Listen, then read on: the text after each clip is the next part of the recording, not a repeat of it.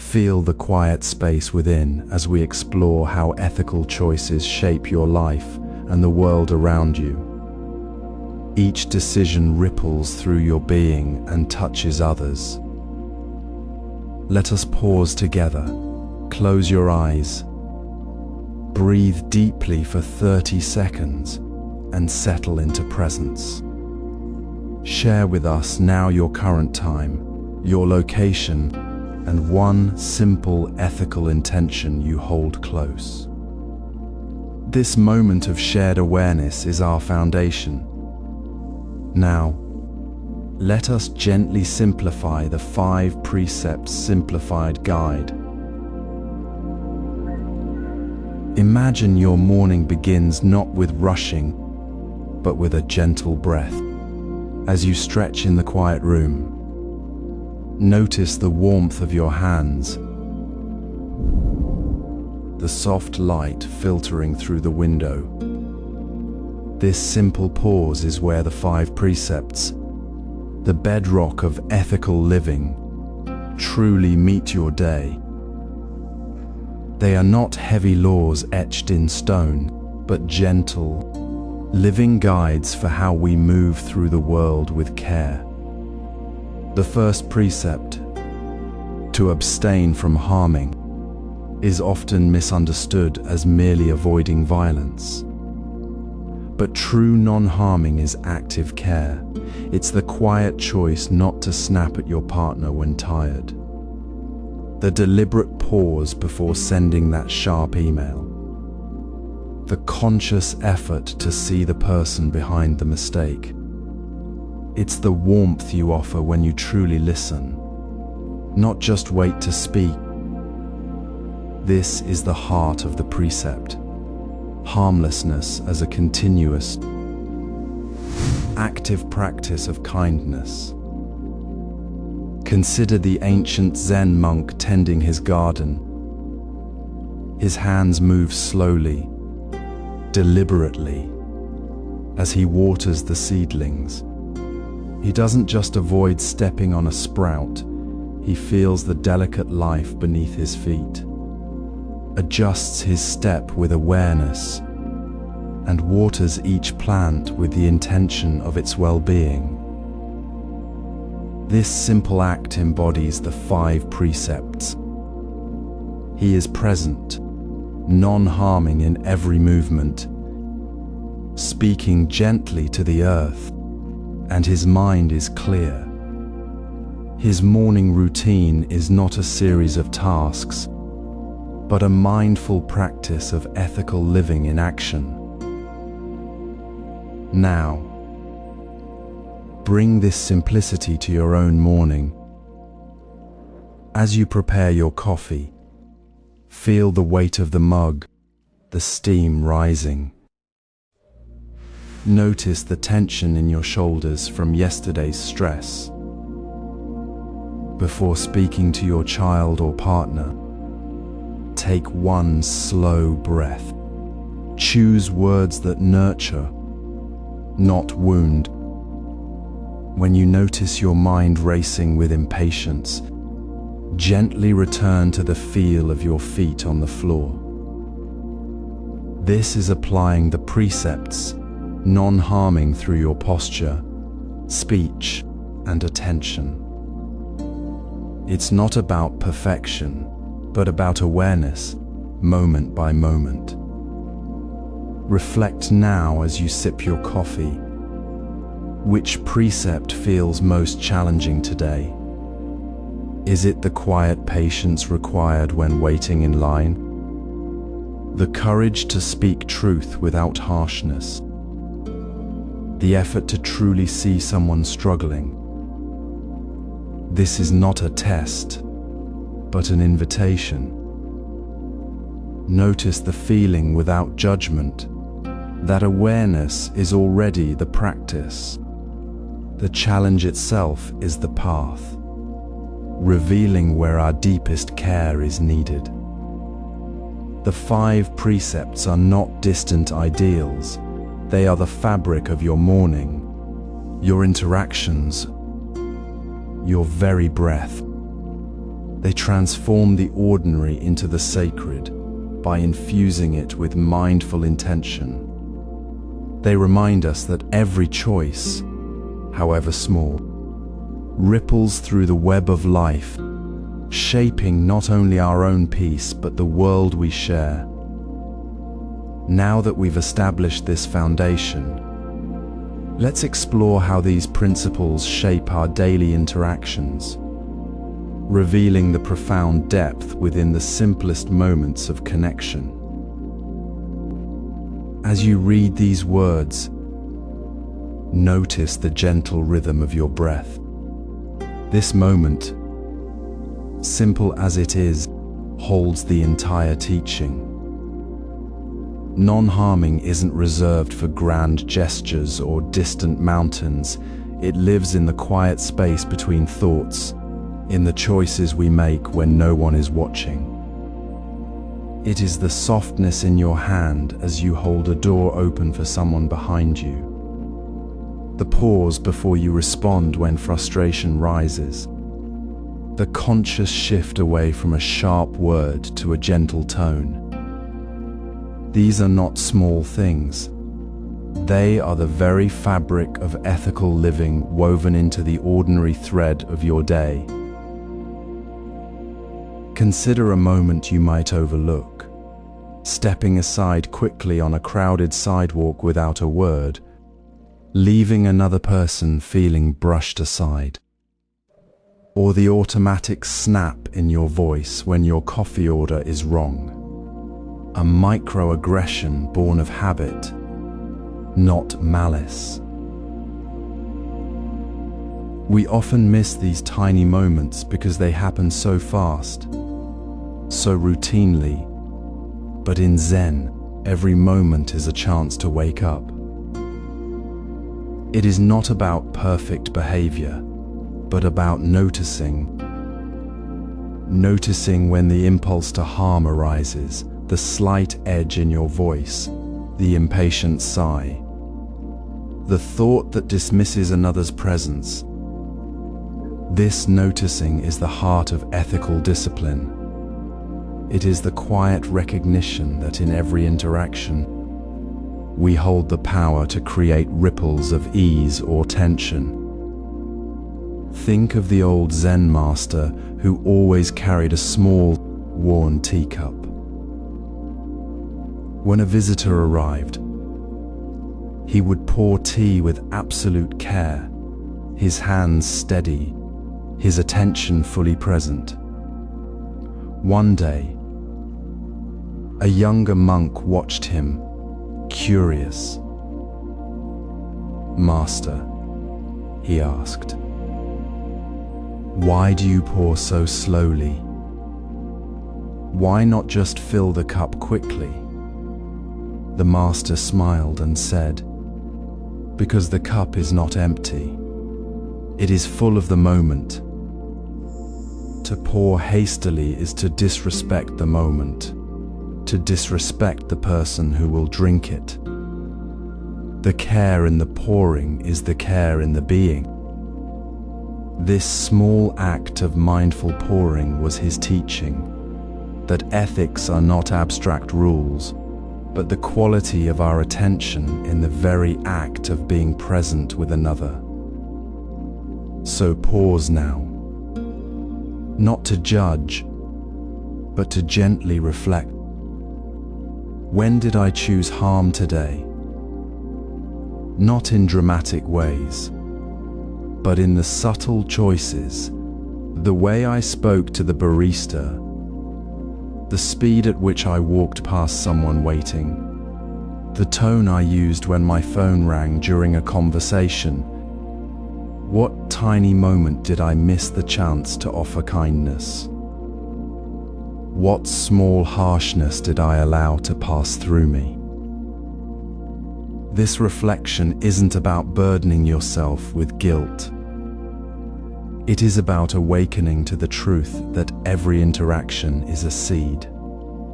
A gentle word, a held door, a patient pause. These are seeds of peace, sown in the ordinary ground of our lives. They are the practice that transforms the abstract idea of non-harming into something you can feel in your bones, something you can do before breakfast. This awareness, this gentle noticing of how we move through the world, naturally deepens. It leads us to see that our words are not just sounds, but living things that shape the space between us. It leads us to understand that how we speak and listen is the very ground where ethical discipline takes root and flourishes. As this awareness deepens, we find ourselves listening differently, speaking with intention, and discovering that the path of non-harming is not a distant goal, but the next breath, the next moment, the next gentle choice. Notice how words flow through us like water through a cup, sometimes spilling carelessly, sometimes held with gentle care. This is the moment we practice mindful speech, not to silence ourselves, but to let each word arise from a place of clarity. Before speaking, pause. Not a long silence, but 3 seconds, a soft breath held within the space between thought and sound.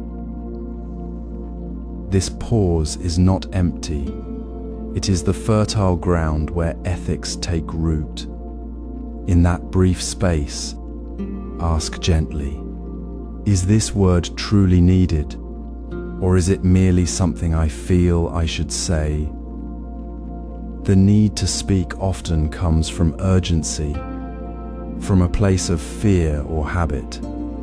The should to speak arises from judgment, from a desire to fix or be right. The pause helps us distinguish between the two, inviting us to let go of the should and honor the need. Consider this, a simple moment of tea shared with a friend.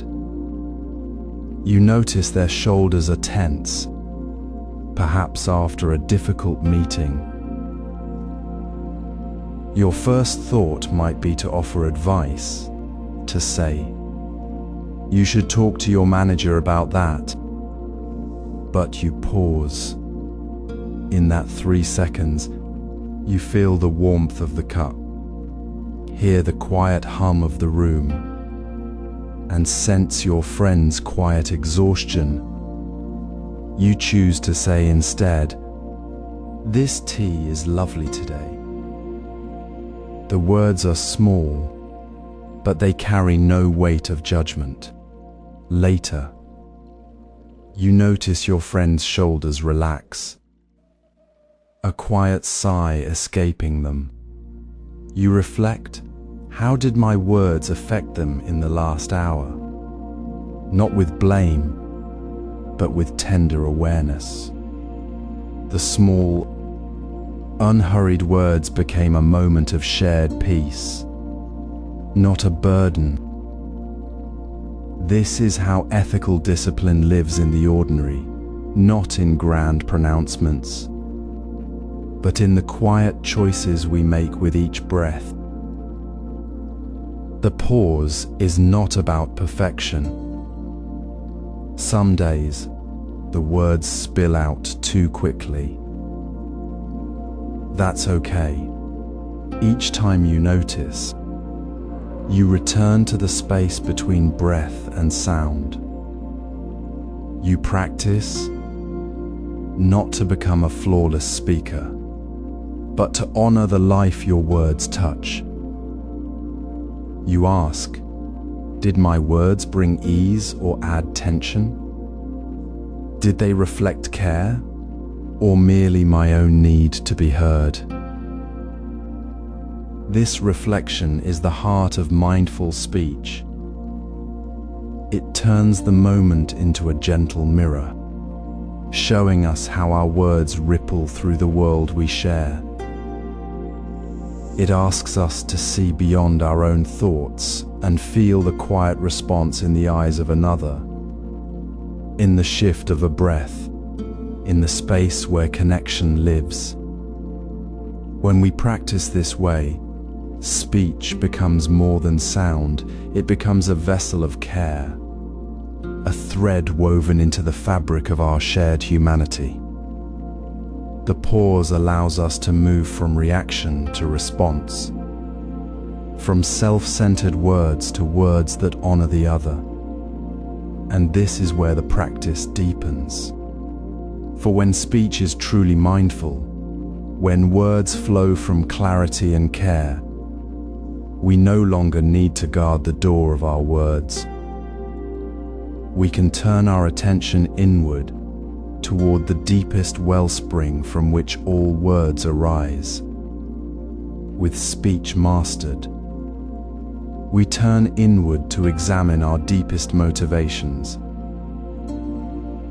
Morning light filters softly through the window as you pour tea. The steam rises in quiet spirals. This simple act, repeated countless times, holds a mirror to the heart. We've spoken of mindful attention to ordinary moments, of gentle pauses before speech.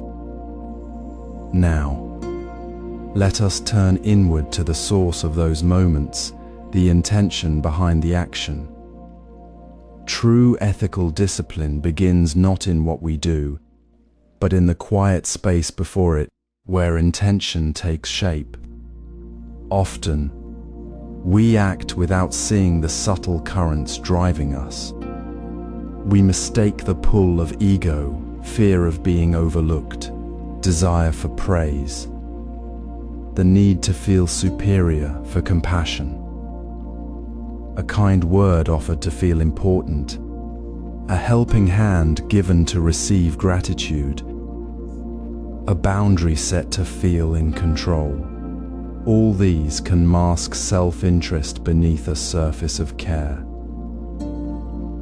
The 5 precepts guide our actions, but their deepest power is unlocked only when we examine the motives that fuel them.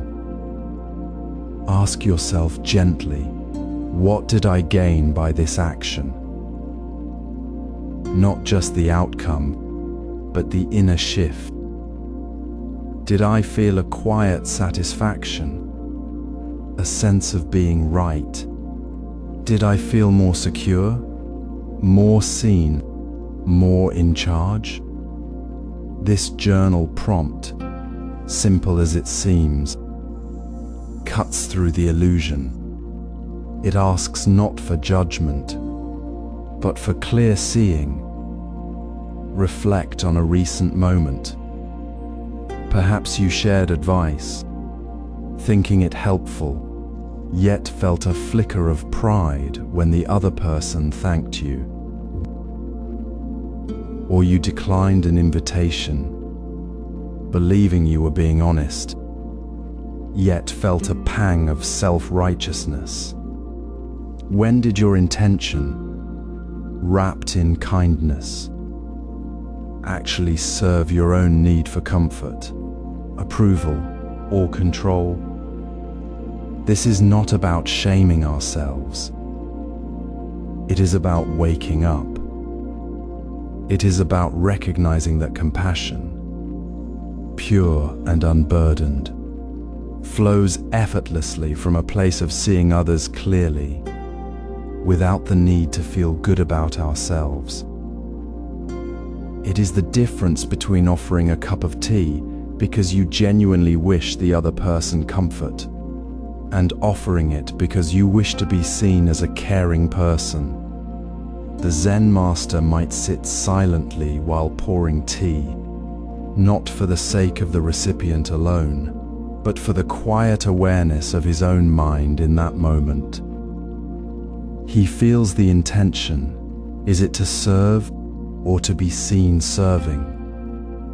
Is the water poured with care for the warmth in the cup, or for the sound of the pour? This is the depth of ethical discipline. It is not about never having a selfish thought. It is about seeing it clearly when it arises, like noticing a cloud passing across the sky, without letting it obscure the sun. It is the gentle, patient awareness we practiced in the micro moments, now turned inward to the very root of action. When we see the self-interest masked as care, we free ourselves from the cycle of seeking validation. We begin to act from a deeper place of connection, not from the need to fill an inner void. This clarity is not a burden, it is a liberation. It allows our actions to flow with genuine kindness, unburdened by hidden agendas. It transforms the simple act of pouring tea or speaking a word into a pure expression of presence. This inner clarity, this honest seeing of intention, is the foundation. It is the quiet shift that allows us to navigate relationships with true compassion, to set boundaries with kindness, and to offer presence without expectation. It is the path from the surface of action to the depth of being. This is how the 5 precepts move from rules into living wisdom. In the quiet space we cultivated through mindful speech and examining our intentions, a deeper understanding of ethical discipline begins to unfold. It moves beyond the words we speak to the very foundation of how we relate to others. True ethical discipline in relationships isn't about rigid rules or controlling others. It's about honoring the space within ourselves and within the connection.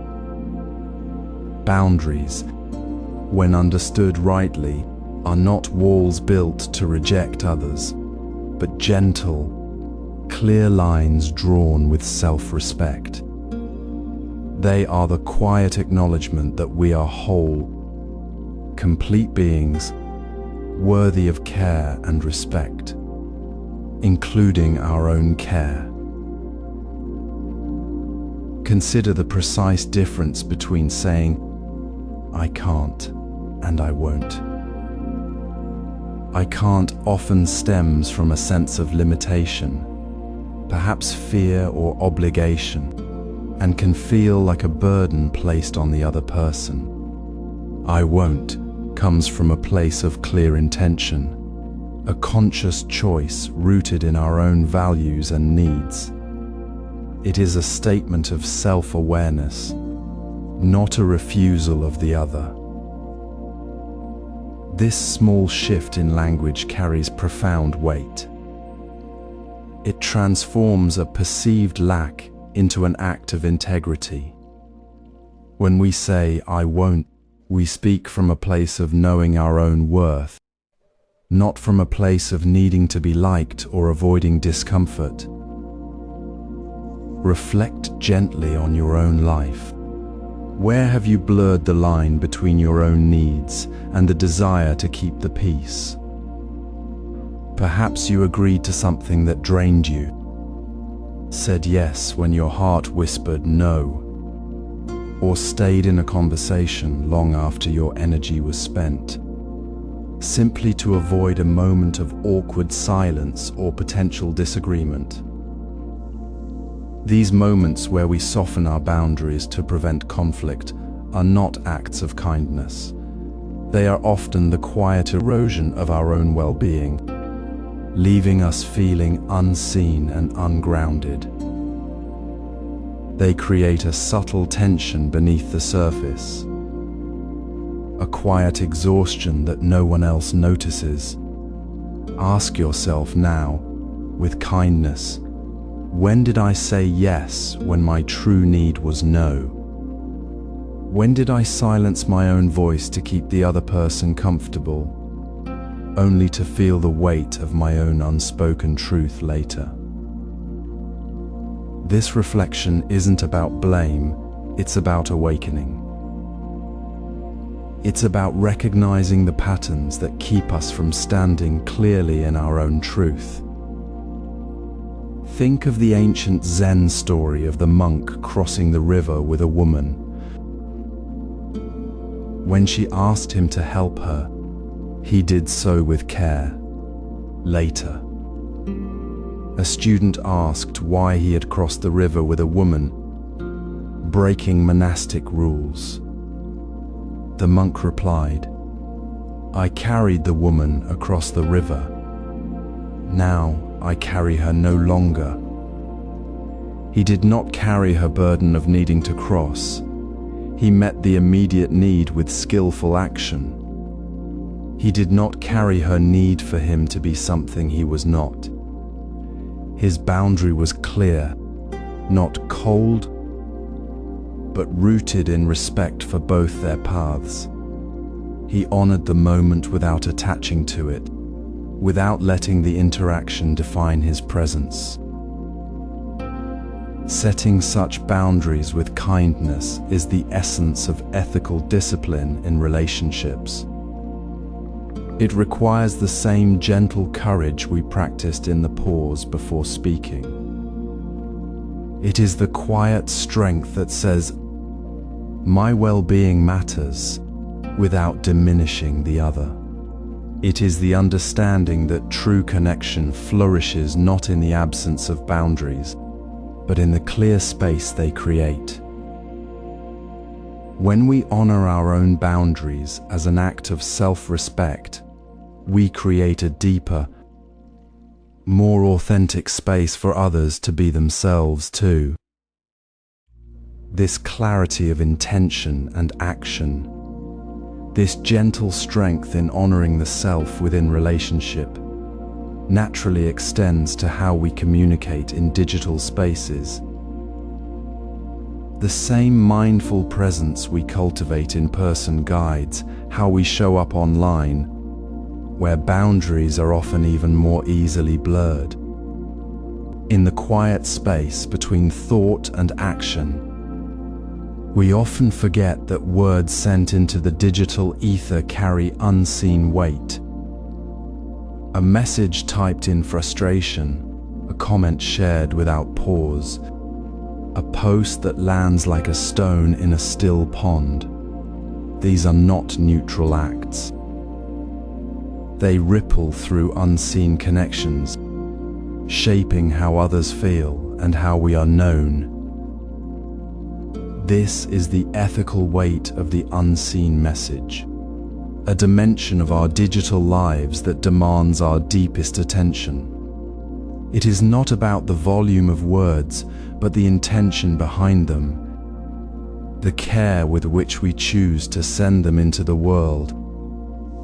When we understand that every word we share online is a thread in the fabric of human connection, we begin to see how easily we can weave threads of harm or threads of kindness without even realizing it.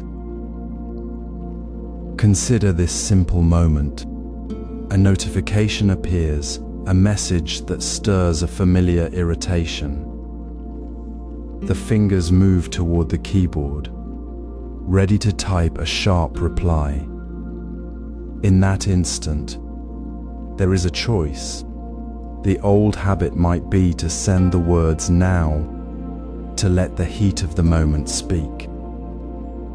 But the mindful path invites a pause, a breath held not to suppress, but to truly see, to ask gently, what do I need to communicate right now?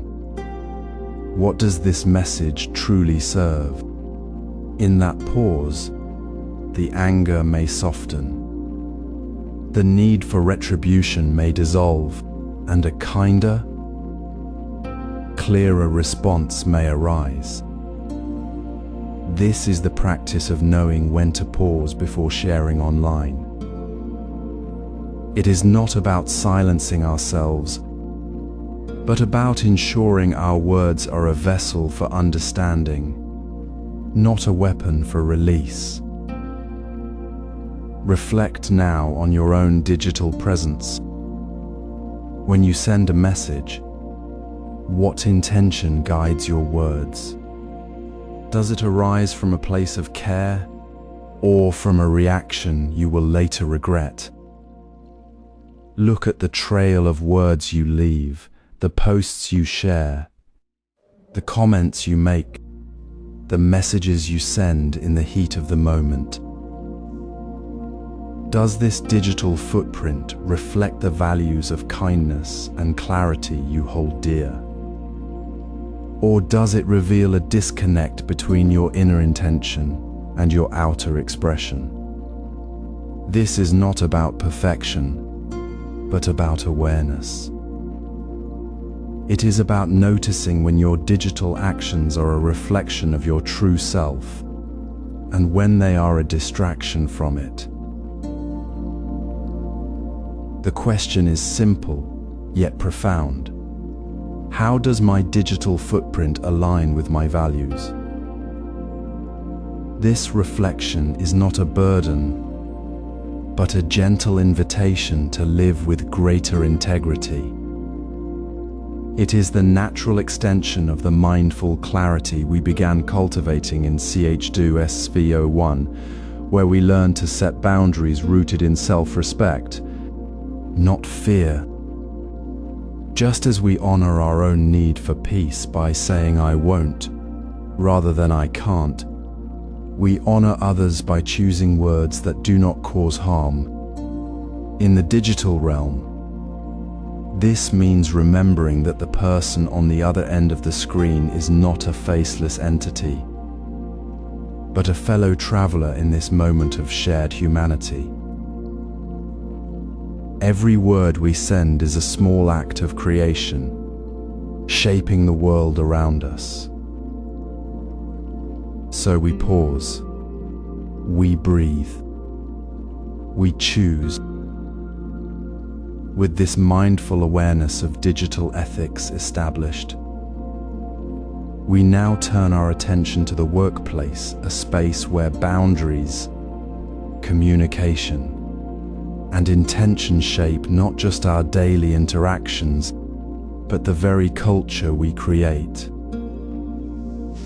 The clarity we find in this moment of digital reflection will guide us as we explore how to bring this same presence into the professional world, where every email, every meeting, every word spoken in the office carries its own weight of intention.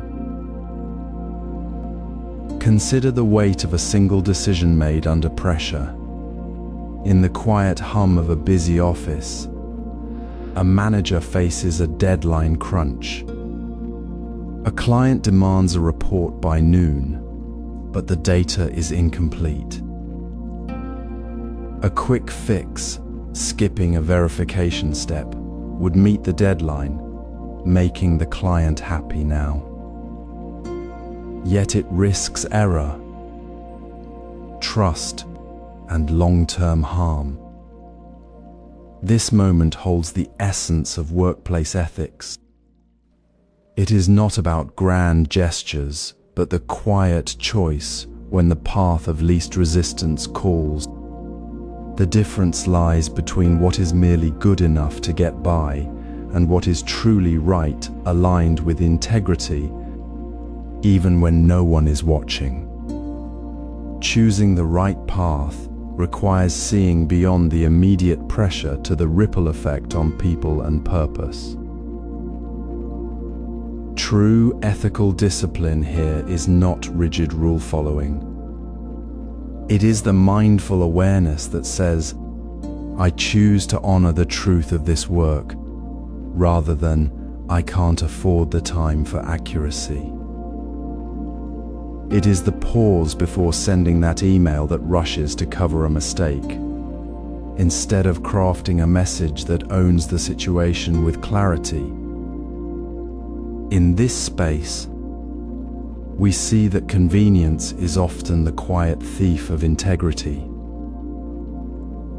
We compromise a little now, promising to fix it later, but the later rarely comes. We tell ourselves it is just a small thing, a necessary adjustment in a demanding world. Yet each small compromise chips away at the foundation of trust we build with colleagues, clients, and ourselves. Reflect gently on your own work life. When was the last time you chose the faster, easier path over the more honest one? Was it a minor omission in a report, a delay in sharing difficult news, a silence when a colleague needed support? Did you feel a subtle shift within you, a quiet discomfort, a sense of being slightly less whole afterward? This discomfort is not punishment, it is a wise signal, a reminder that ethics are not abstract ideals, but the very ground we stand on.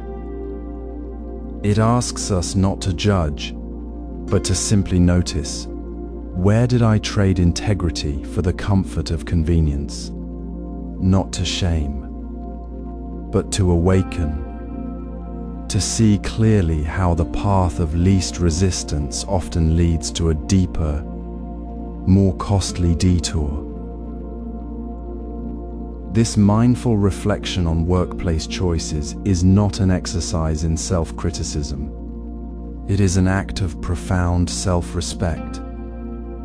It recognizes that our professional lives are woven from countless small threads of intention, and each thread matters. Choosing right, even when it feels harder, is how we build a workplace culture rooted in dignity, not just efficiency. It is how we honor the value of the work itself and the people who depend on it. The clarity gained here is not about perfection, it is about presence. It is the quiet confidence that comes from knowing your actions align with your deepest understanding of what serves the whole.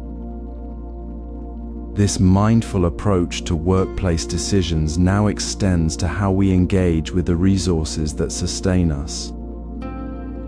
The same intentionality we bring to a single ethical choice in the office, honoring the truth, resisting the pull of convenience, can guide how we see and care for the world around us. Consider the quiet moment before you make a purchase.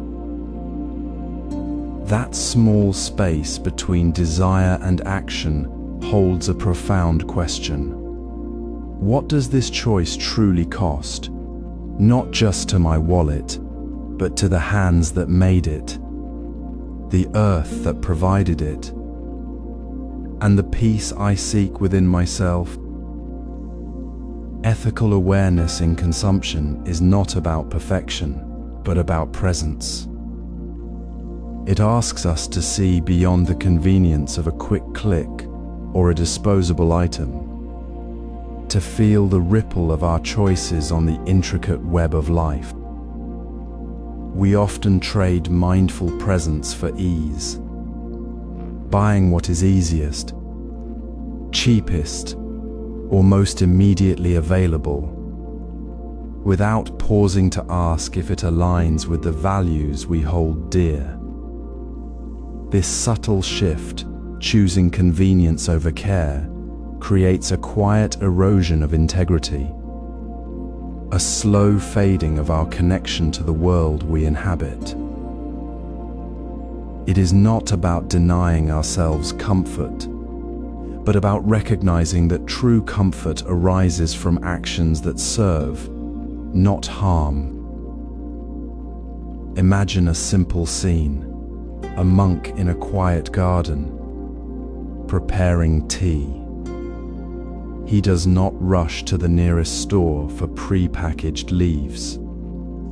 Instead, he walks to the small, organic plot where the tea is grown, mindful of the farmer's hands working the soil, the care taken to nurture the plants without harm. He selects the leaves with respect, knowing they were harvested with intention, not haste. He brews the tea slowly, steam rising gently, his attention fully present. Each step, choosing the tea, preparing it, drinking it, is an act of ethical awareness. He does not consume it as a transaction, but as a connection. The tea is not merely a beverage, it is a reminder of the interdependence of all things. His simple act embodies the wisdom that every purchase, every choice, is a thread woven into the fabric of our shared existence. It requires no grand gesture, only the gentle courage to pause and ask, does this serve my values, or merely my desire for ease? Now, bring this awareness to your own day. Look at the items you acquired today. The coffee you bought on the way to work, the plastic container holding your lunch, the new shirt you selected without a second thought. What did you buy that didn't serve your values? Was it a product made under unfair conditions? Was it wrapped in excessive plastic, adding to a burden others will carry? Did it represent a choice that felt easy but left you feeling slightly less grounded, slightly disconnected? This reflection is not meant to create shame, but to awaken a quiet understanding. It is the gentle discomfort of recognizing where convenience has blurred the line, a signal to realign with deeper care. It is the tender care we offer ourselves and the world when we choose to see the human hands behind the product, the earth beneath it, and the peace within our own choices. This awareness, this deepening of ethical presence in the smallest of acts, is the foundation for how we move through all of life. It transforms the ordinary into the sacred, one mindful choice at a time. It leads us naturally to examine our relationship with the most fundamental of resources, the food we eat, the water we drink, the nourishment that sustains us. For what we consume becomes part of our body, our energy, our very being. How we choose what to eat, where it comes from, and how it is prepared reflects the same mindful discipline we apply to every other choice. This is the next natural step, the gentle turn of the path toward deeper nourishment for body and spirit. Consider the simple act of lifting a bowl of rice to your mouth. Feel the warmth of the bowl in your hands. Hear the soft sound of rice grains settling. Notice the quiet presence of this moment before the first bite. This is where ethical discipline begins, not in grand pronouncements, but in the quiet space between thought and action, between hunger and nourishment. Eating as consumption is a transaction. Eating as practice is a recognition.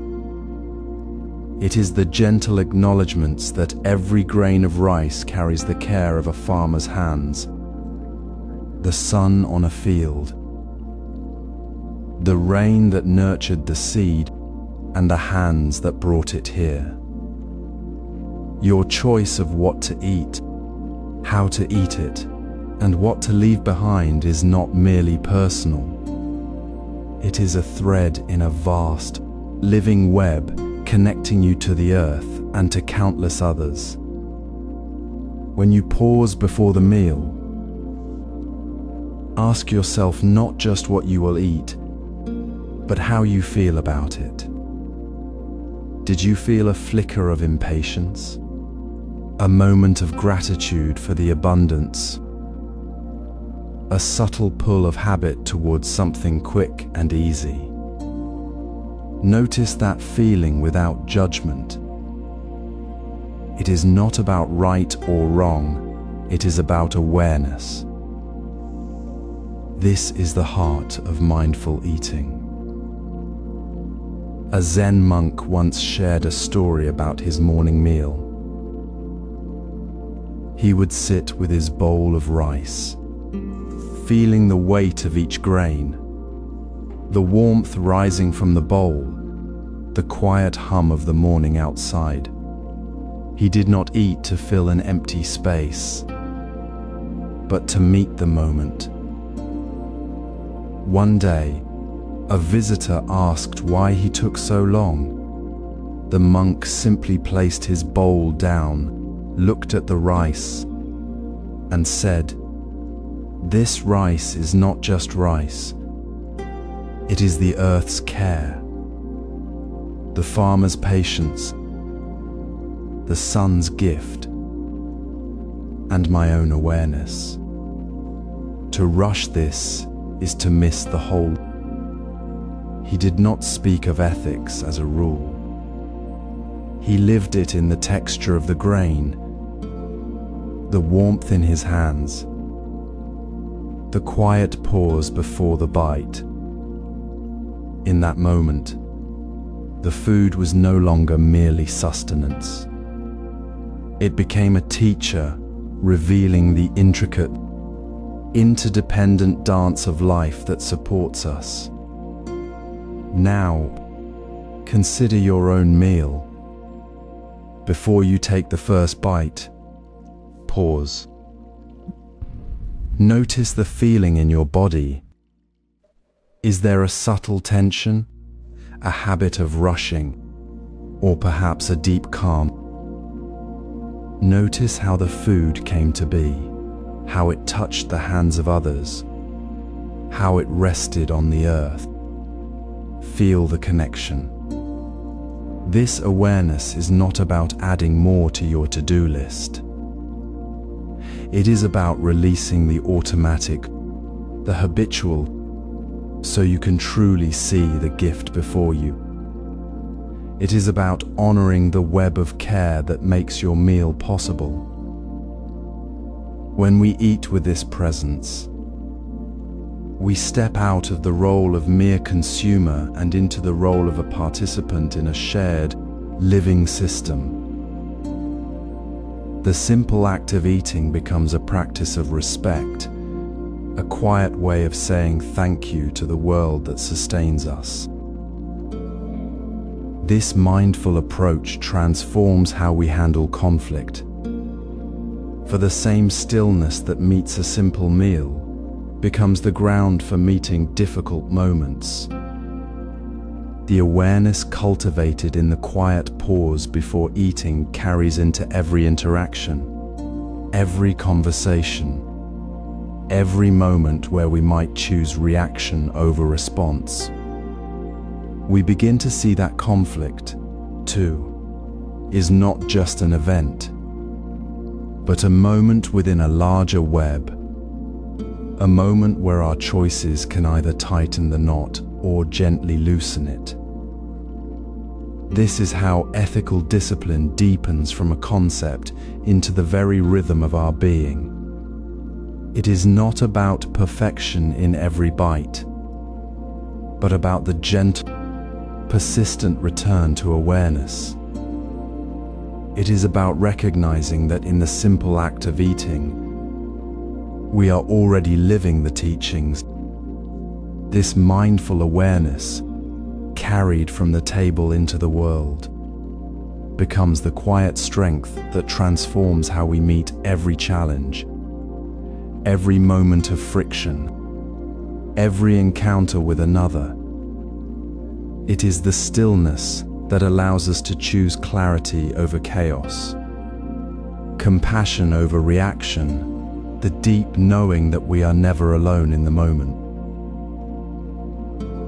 the stillness cultivated at the table, where mindful eating honored the life behind each grain of rice, now deepens into the heart of conflict. When anger flares, our instinct is to react, words sharp as glass, actions swift as fire.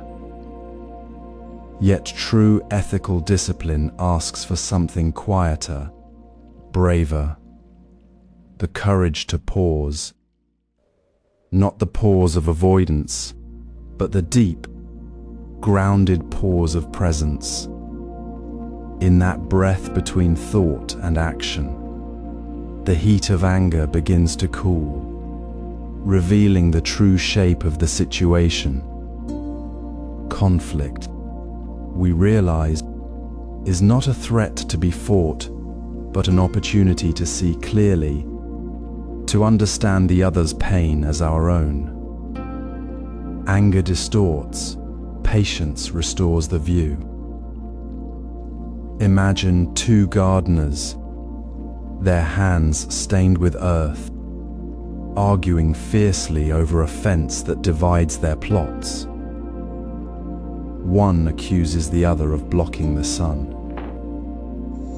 The air crackles with blame. Then, a moment of stillness.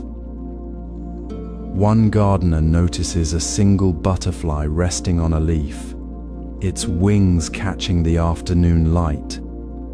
The sharp words halt. The tension softens. They step back, not to retreat, but to see the sun's path across the garden. The way the light touches both plots equally. The conflict remains, but its edges blur. They choose to speak, not with the sting of accusation, but with the gentleness of shared care for the garden. They see the need, not the enemy. This is the ethical courage, to step out of the storm of reaction and stand in the quiet center where understanding grows. Reflect gently now. When did you choose patience over reaction? Not the rare, grand gesture, but the small, daily choice you made when your heart raced, when words burned on your tongue. Perhaps it was in a heated conversation with a loved one, when you took one slow breath before speaking. Maybe it was at work, when a colleague's harsh comment didn't trigger your own sharp reply. Remember the feeling, the slight release of tension, the quiet space that opened within you.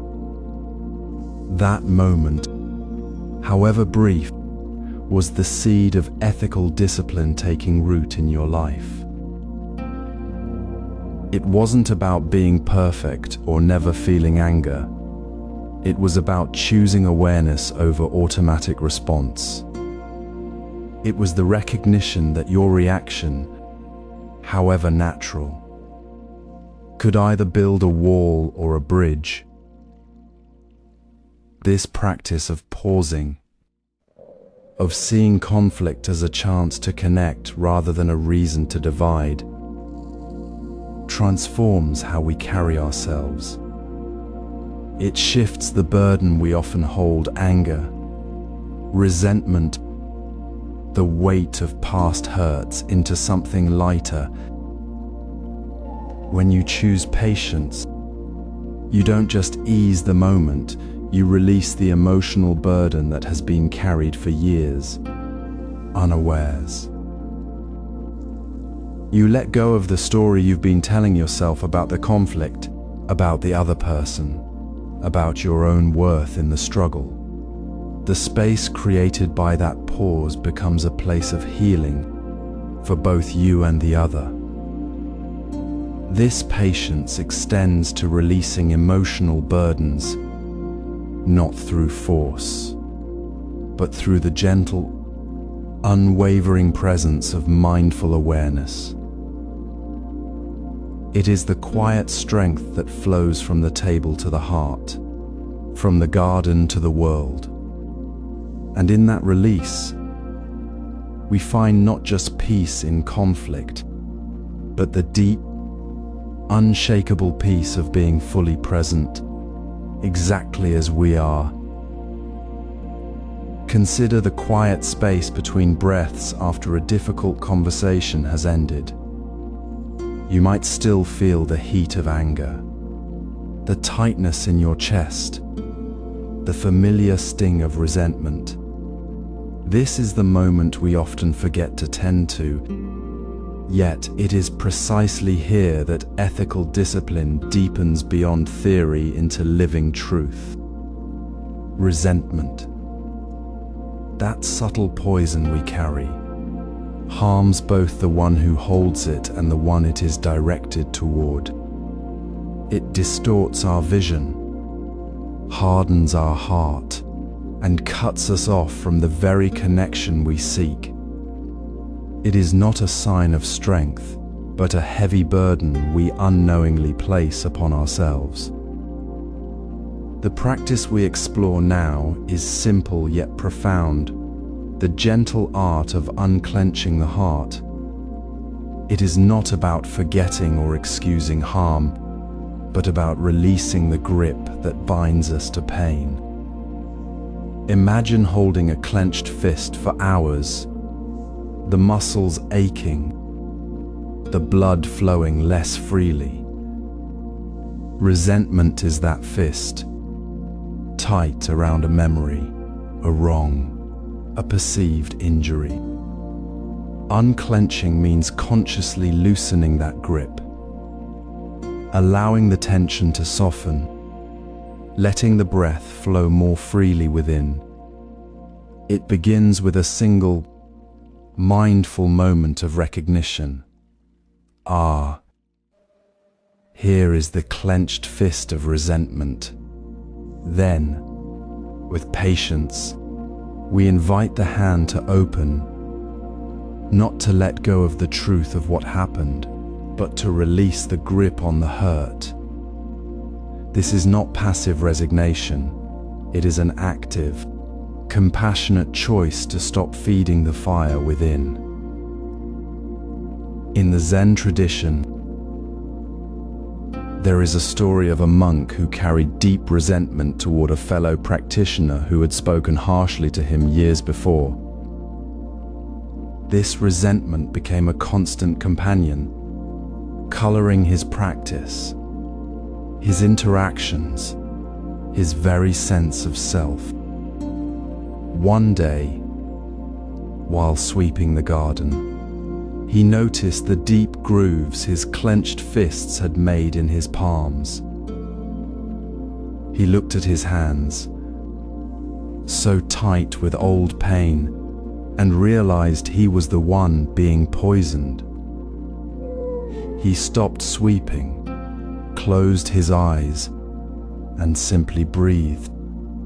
He didn't dwell on the past words, but on the physical sensation of his hands, the tightness, the effort of holding on. He began to breathe into that tightness, allowing it to soften, not with force, but with gentle awareness. The resentment didn't vanish instantly, but the constant, heavy weight began to lift. He felt a quiet space open within him, a space where clarity could enter. He saw his former accuser not as an enemy, but as a fellow human, also carrying his own burdens. The clenched fist of resentment unclenched, revealing the open hand of possibility. So take this moment, dear friend, to gently turn your attention inward. Look without judgment at the quiet corners of your heart. What resentment is you carrying that harms you? Is it a word spoken long ago? A slight unacknowledged, a promise broken by someone else? Is it the tightness in your jaw when you think of a certain person? Is it the silent story you tell yourself about their actions? Ask yourself with soft curiosity, what resentment am I holding that is poisoning my own well-being and clouding my vision of others? Do not seek to judge yourself for holding it. Simply see it. Acknowledge its presence as a heavy stone in your pocket. And then ask, can I loosen my grip just a little? Right here. Right now. This is the practice of unclenching. It is not about grand gestures, but about the quiet surrender of the moment. It is the choice to stop feeding the fire, to allow the breath to flow freely again. This release, this simple unclenching, creates a profound space within. It is not empty space, but a space filled with the quiet potential of true understanding. It is the fertile ground from which deeper compassion naturally grows, a compassion that sees the humanity in others without the barrier of old pain. This space allows us to see clearly, to respond with wisdom, and to connect with the shared need for peace that lies beneath all conflict. As we release the poison, we open the door to the boundless compassion that is our true nature. We move through the day, a constant stream of interactions, small and large. Often, our minds dart to judgment before our hearts have a chance to soften. We see an action, a snapped word, a missed gesture, and instantly we label the person lazy, selfish, careless. This quick judgment is more than just a thought. It is ethical blindness. It blocks our view of the whole person, the complex life they carry, and the shared human need for understanding that exists beneath the surface. When we judge, we step out of the present moment and into a story that isolates us, creating division where connection might be possible. True ethical discipline begins not with harsh rules, but with the gentle practice of seeing the person, not just the action. Consider the quiet moment at the neighborhood tea house. A young man, perhaps exhausted from a long shift, accidentally knocks over his cup, spilling tea across the table. Your first thought might be irritation. He's so clumsy, always making a mess. But then, you notice his shoulders slumped, his eyes downcast, the faint tremor in his hands. You remember the heavy burden of your own fatigue last week, the way exhaustion makes even simple tasks feel impossible. The judgment dissolves, replaced by a quiet recognition. He's carrying something heavy right now, just like I sometimes do. You offer a simple, "Here, let me help clean this up," without a word of blame. The spilled tea becomes a moment of shared humanity, not a point of separation. This is the practice, to pause the automatic label and instead ask, what might they be carrying today? This is where the deepening happens. It is not about ignoring the action or pretending everything is perfect. It is about recognizing that the person acting is also a person struggling, just as we are. When we choose to see the person behind the action, we release the tight grip of judgment. We open a space where compassion can flow. So take a gentle breath now and reflect inward. Who did I judge today? Perhaps it was the colleague who spoke too quickly in the meeting, the neighbor whose music seemed too loud, or even a family member whose words felt sharp. Name the moment softly in your mind. Now, without forcing it, gently ask, what might they be carrying? What unseen weight might make their words or actions feel like a storm to them? Is it worry about a loved one? A deep hurt from the past? Exhaustion from a long day? Or simply their own struggle to find calm? See them as a fellow traveler on this path, not as an enemy to be condemned. This quiet reflection is not self-blame. It is the fertile ground where ethical discipline takes root. It transforms abstract ideas about compassion into the living breath of our daily choices. It is the unclenching of resentment we began in the last chapter, now deepening into a constant awareness that guides how we move through the world. We see the person, not the action, and in that seeing, the path to true connection becomes clear. This compassion, nurtured in these small, ordinary moments, becomes the natural compass for every choice we make in every moment. It guides us not through force, but through the quiet strength of understanding.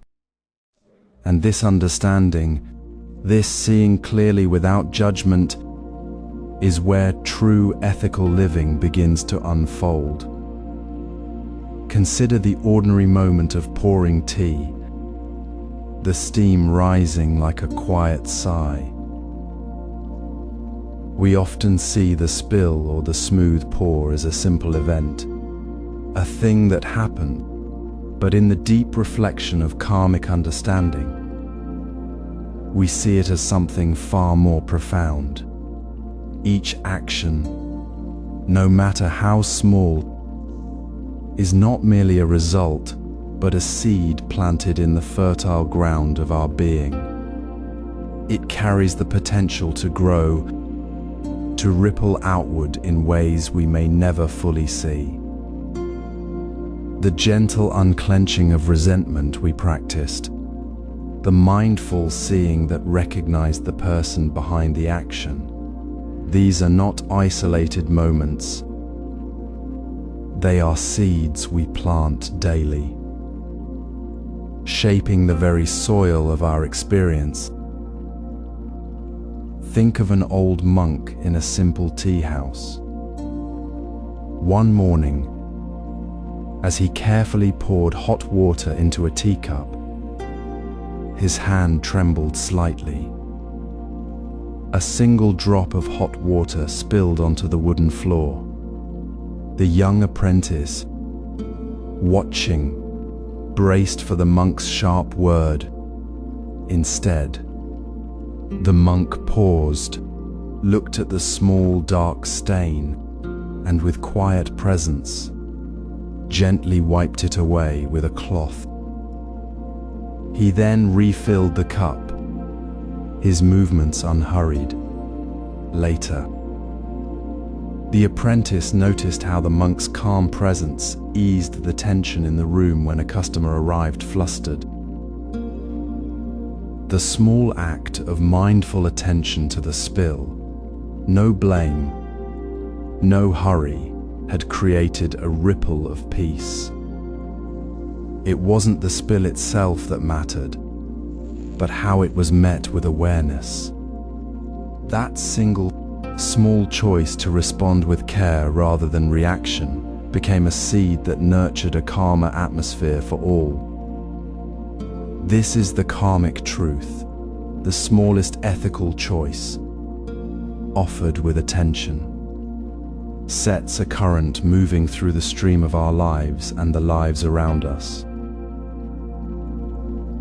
So, take a moment to reflect, not on grand gestures, but on the quiet choices of this very day.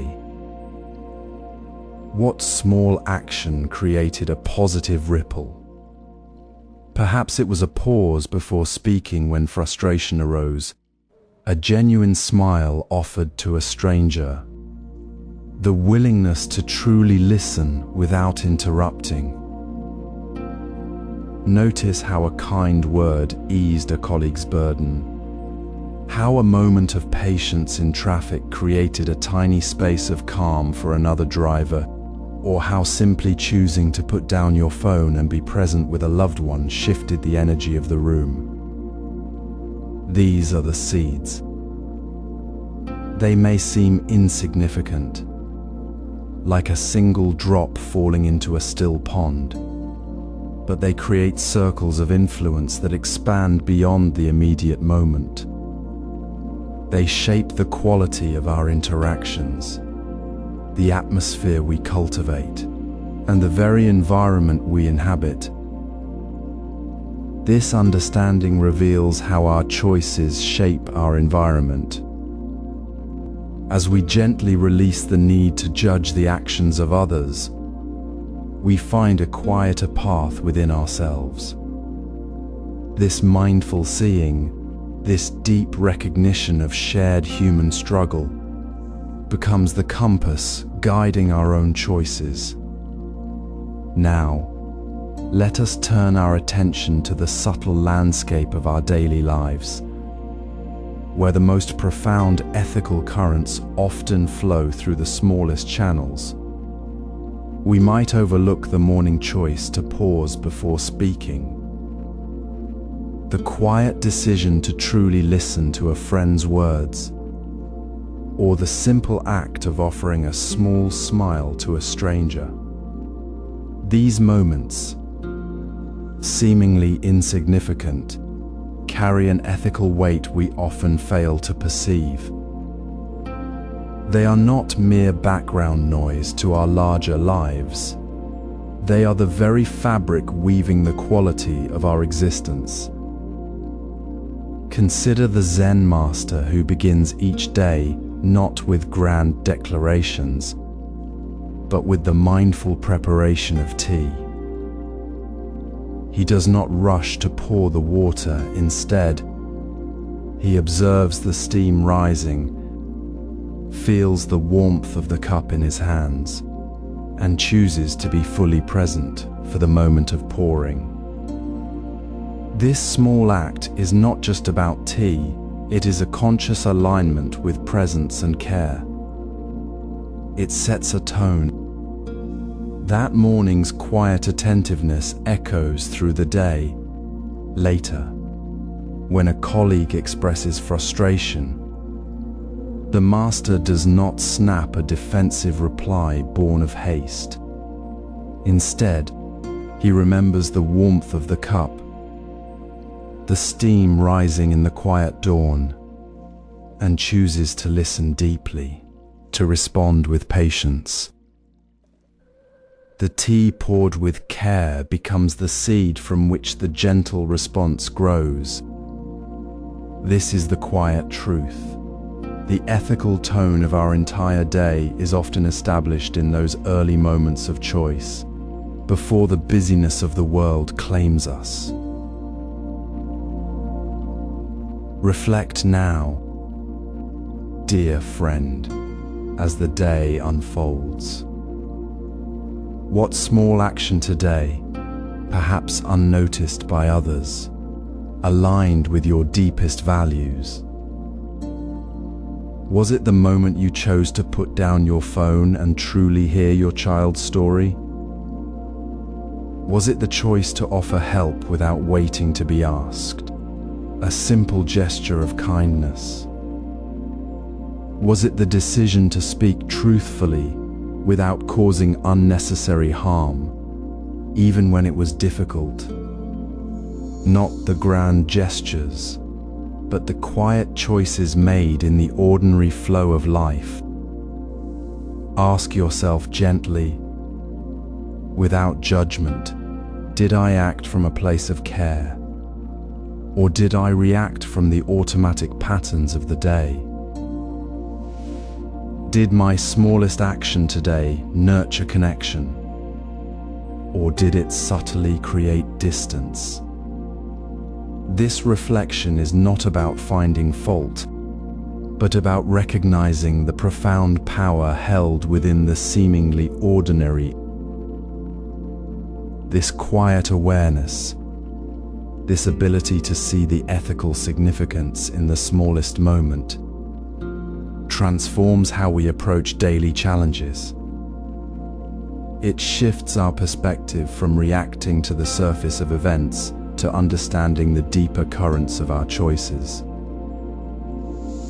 We begin to see that every moment is an opportunity to plant a seed of compassion, a seed that will ripple outwards in ways we may never fully see, yet that shape the very ground we walk upon. It is in these small, deliberate choices that we truly live our ethics, not as distant ideals, but as the living rhythm of our daily being. This awareness becomes our steady companion, guiding us through the complexities of life with a gentle, unwavering clarity. As we move through the ordinary moments of daily life, we find that ethical discipline deepens not through grand pronouncements, but through the quiet choices we make when no one is watching. In the gentle rhythm of preparing tea, of choosing how to spend a spare hour, of simply noticing what we truly need, we see simplicity not as a lack, but as a profound ethical stance. It is a resistance to the constant pull of endless consumption that shapes so much of our world. We see the worn handle of a favorite cup, the quiet space where a new thing once lived, and understand that every extra item we hold carries a hidden weight. The resources used, the labor behind it, the environmental strain it adds to the world. This is the ethical cost of excess, a cost often unseen, but deeply felt in the ripple of our choices. Consider the monk who returned his rice bowl to the kitchen. It was a simple bowl, unadorned, perfectly sufficient for his meal. When offered a finer one, he declined, saying, "This bowl holds the rice well, and the kitchen holds the bowls." He did not reject the offer out of pride, but from a deep understanding that taking more than needed, even for a small comfort, creates a subtle imbalance. It is a small act, yet it embodies a larger truth. Excess, even in the smallest things, strains the delicate web of interdependence. Every unneeded purchase, every unnecessary possession, every moment spent chasing more instead of being present adds a tiny burden to the world.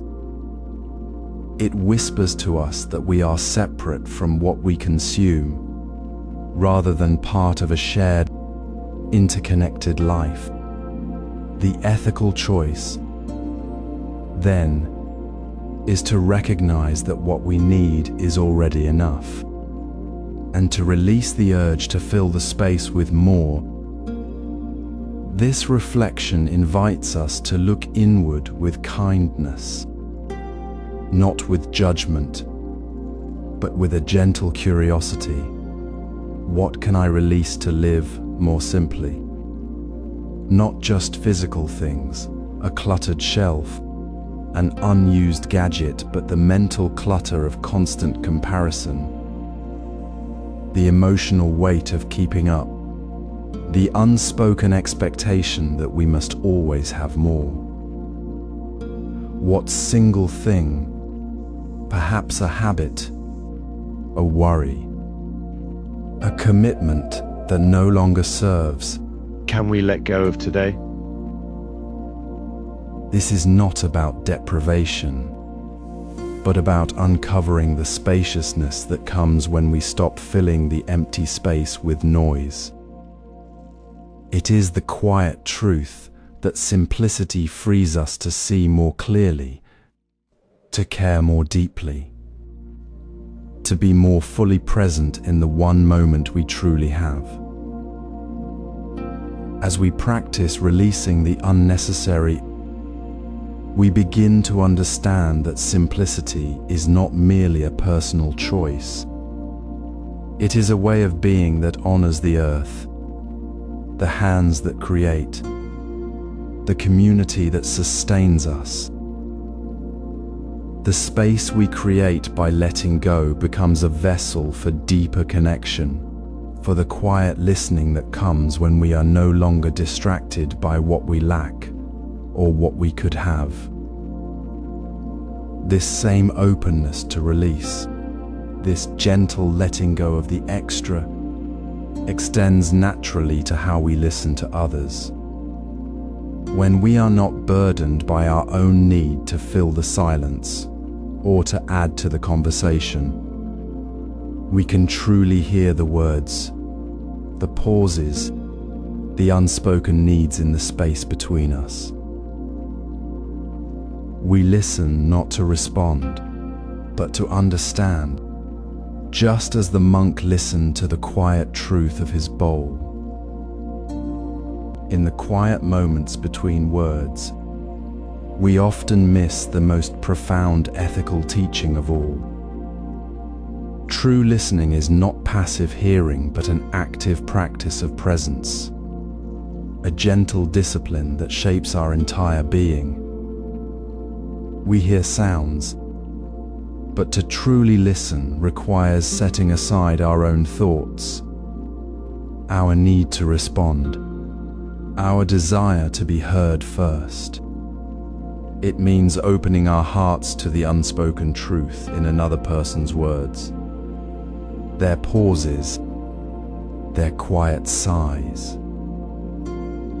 This is the ethical foundation we often overlook, the very ground where compassion grows. When we interrupt, when we rush to share our own story before understanding theirs, we create a ripple of disconnection. We unknowingly say, "My thoughts matter more than your presence right now." This small act, repeated daily, builds a subtle barrier between us and the world, a barrier that distances us from genuine connection and deepens our own isolation. Consider the ancient Zen practice of the monastic listening hall. A student approaches a teacher with a heavy heart, words stumbling out in confusion.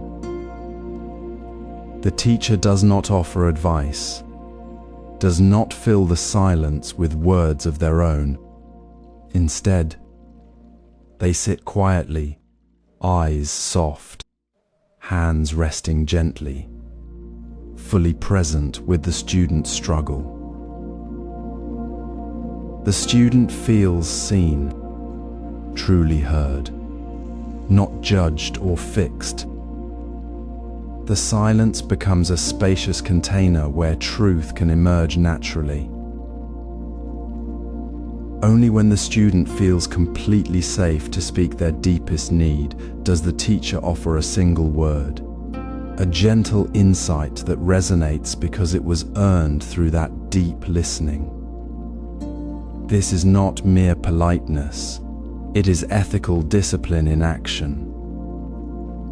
The teacher's silence is an active choice to honor the other's humanity, to create the space where healing can begin. It costs nothing but presence, yet it transforms the very nature of the encounter. Reflect now gently on your own moments of interruption. When did you speak over someone else's word? Perhaps to share your own experience too quickly, or to steer a conversation toward your own concerns. Was it in a family dinner where your partner shared a worry, or in a meeting where a colleague hesitated before speaking? Did you notice the subtle shift in their eyes, the way their voice softened when you cut them off? This is not about self-blame, but about mindful awareness. The question is not, why did I interrupt? But when did I choose to listen rather than be heard? Notice the physical sensation in your chest, the slight tension when you feel the urge to speak before the other has finished. That moment is the doorway to practice. Can you pause there? Take one breath and truly hear what is being offered, even if it is just a moment of quiet. This mindful listening is not just about others. It is the first step toward listening to ourselves with the same gentle attention. When we stop interrupting others, we create the inner stillness to hear our own thoughts, our own needs, without immediate judgment or reaction. We begin to recognize our own habitual patterns, the stories we tell ourselves that cause suffering.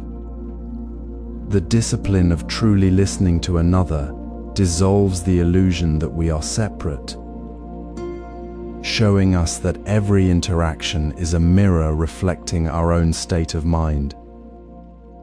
It is through this simple, profound practice that we move beyond the surface of actions to understand the deeper karmic currents that shape our lives. This listening discipline prepares us for deeper self-honesty. Imagine your morning unfolding not as a series of tasks to complete, but as a gentle stream of moments where intention meets action. You reach for the teacup, step outside, or simply pause before speaking. In these ordinary movements, the practice of ethical discipline deepens beyond rules into a living rhythm. It is not about adding more to your life, but about aligning what you do with the quiet wisdom within you. This is the heart of intentional living, a daily check-in with your deepest values, a moment of quiet awareness before you act. As you move through your day, ask softly, not with criticism, but with curiosity. What is the intention behind this choice? Is it rooted in kindness? Or does it carry a hidden edge of haste or self-concern? This simple practice transforms the mundane into the sacred, turning each action into a brushstroke on the canvas of your life. Consider the quiet ritual of preparing tea.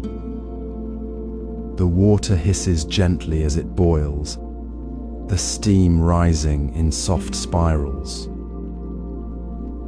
You lift the pot, pour the water, and watch the leaves unfurl in the cup.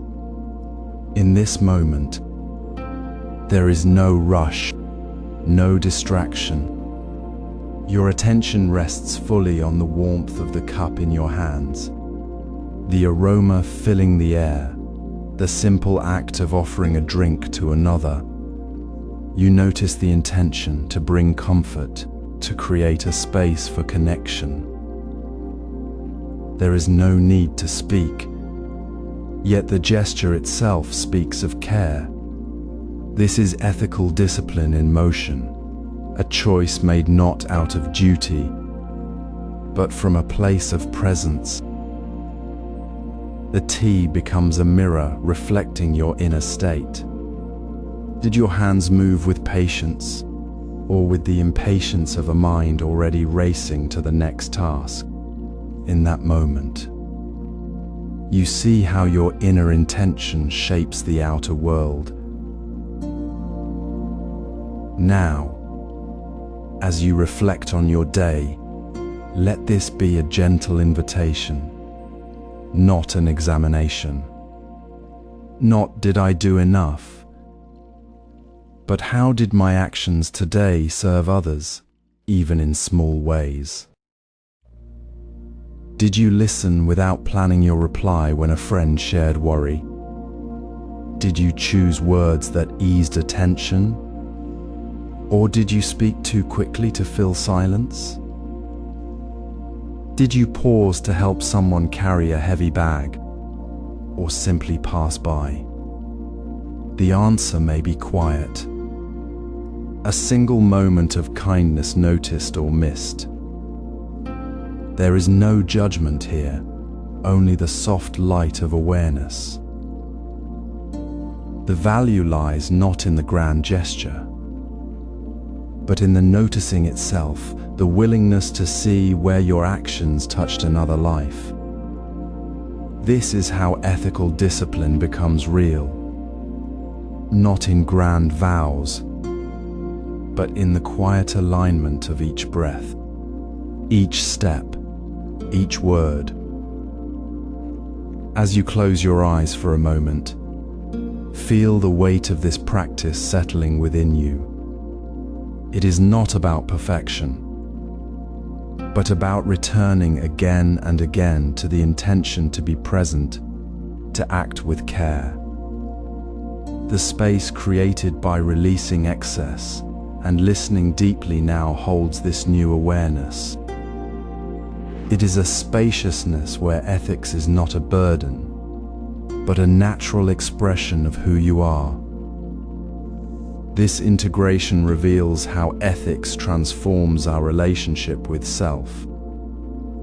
In the quiet space after noticing intention in each ordinary moment, we come to a deeper threshold, ethical growth, the gentle unfolding of our values into daily life cannot truly blossom without a foundation of self-honesty. This is not about harsh judgment, but about the profound courage to see clearly.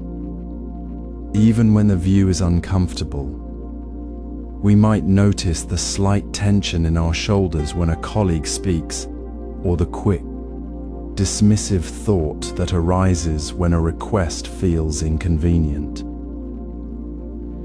These are not flaws to hide, but the very ground upon which our ethical practice grows. Honesty as the foundation means looking directly at the space between our values and our actions, without flinching.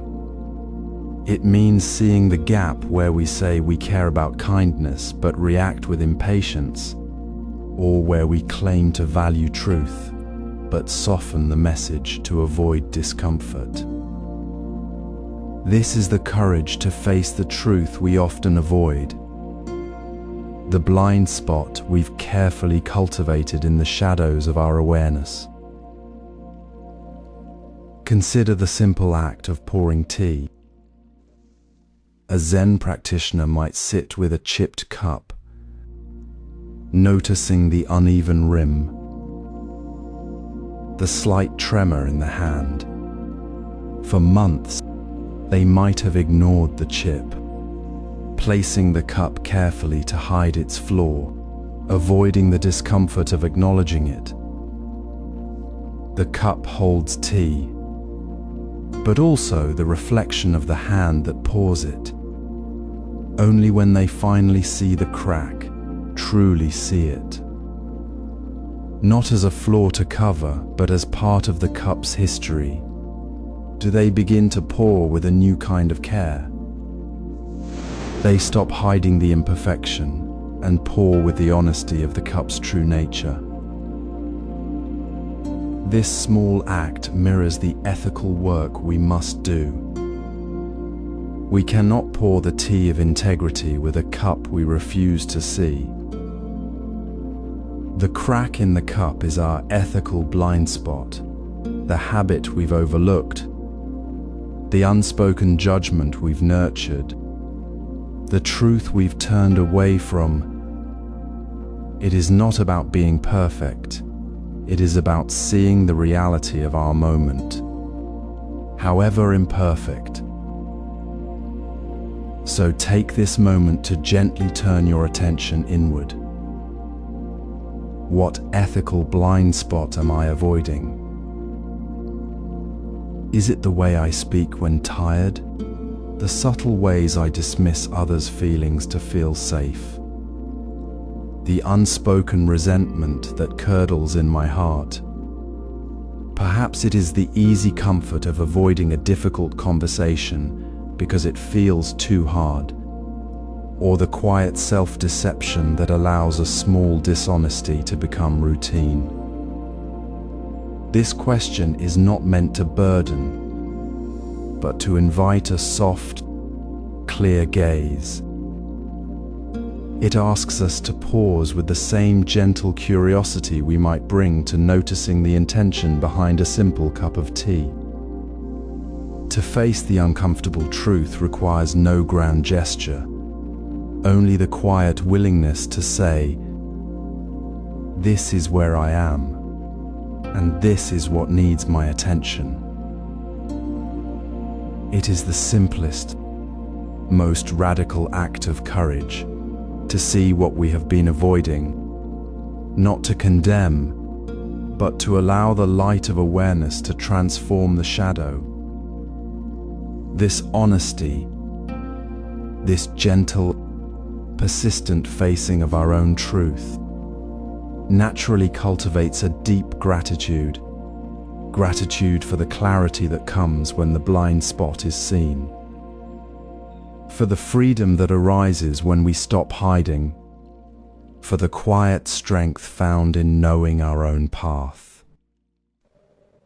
It is the gratitude for moral clarity, the clear water of awareness, washing away the murk of avoidance, revealing the true path before us. In the quiet space between breaths, amidst the gentle hum of daily life, confusion often arises. We face choices where the right path feels obscured, where our intentions waver. This is the very moment when ethical discipline ceases to be an abstract ideal and becomes our living anchor. It is not about rigid rules, but about the simple, profound practice of gratitude. Gratitude for the clarity that emerges when we choose kindness over indifference, honesty over convenience, even in the smallest moment.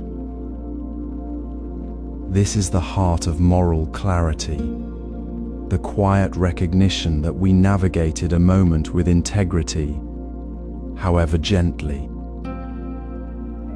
Consider the ancient Zen practice of mindful presence in ordinary tasks. A monk, preparing tea in a simple wooden bowl, notices his hand tremble slightly as he pours water. He might have rushed, spilling some, perhaps even feeling a flicker of irritation at the mess. But instead of judgment, he pauses. He feels the warmth of the bowl, the sound of the water, and the simple act of pouring without spill. He offers a silent thank you to the moment itself, for the opportunity to be present, to choose care in that small action.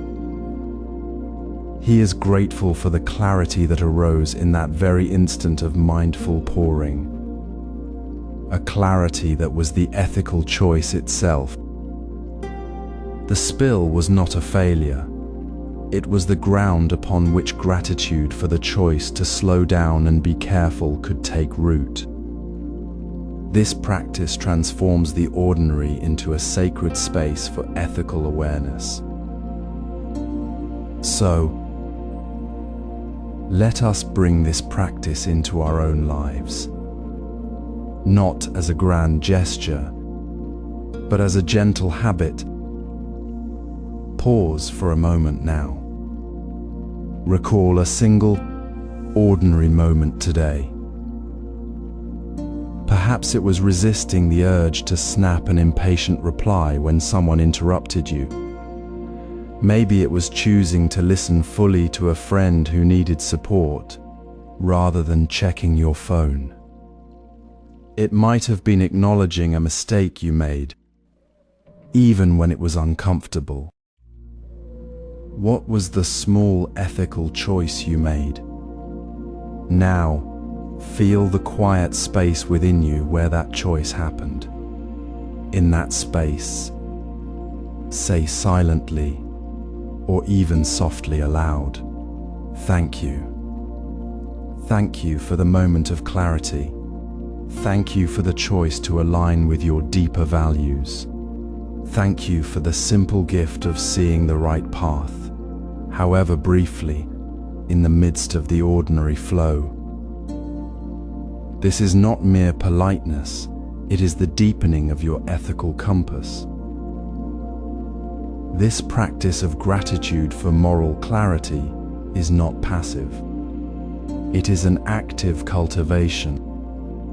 It strengthens the neural pathways of ethical awareness, making the next choice feel less like a struggle and more like a natural expression of who you are.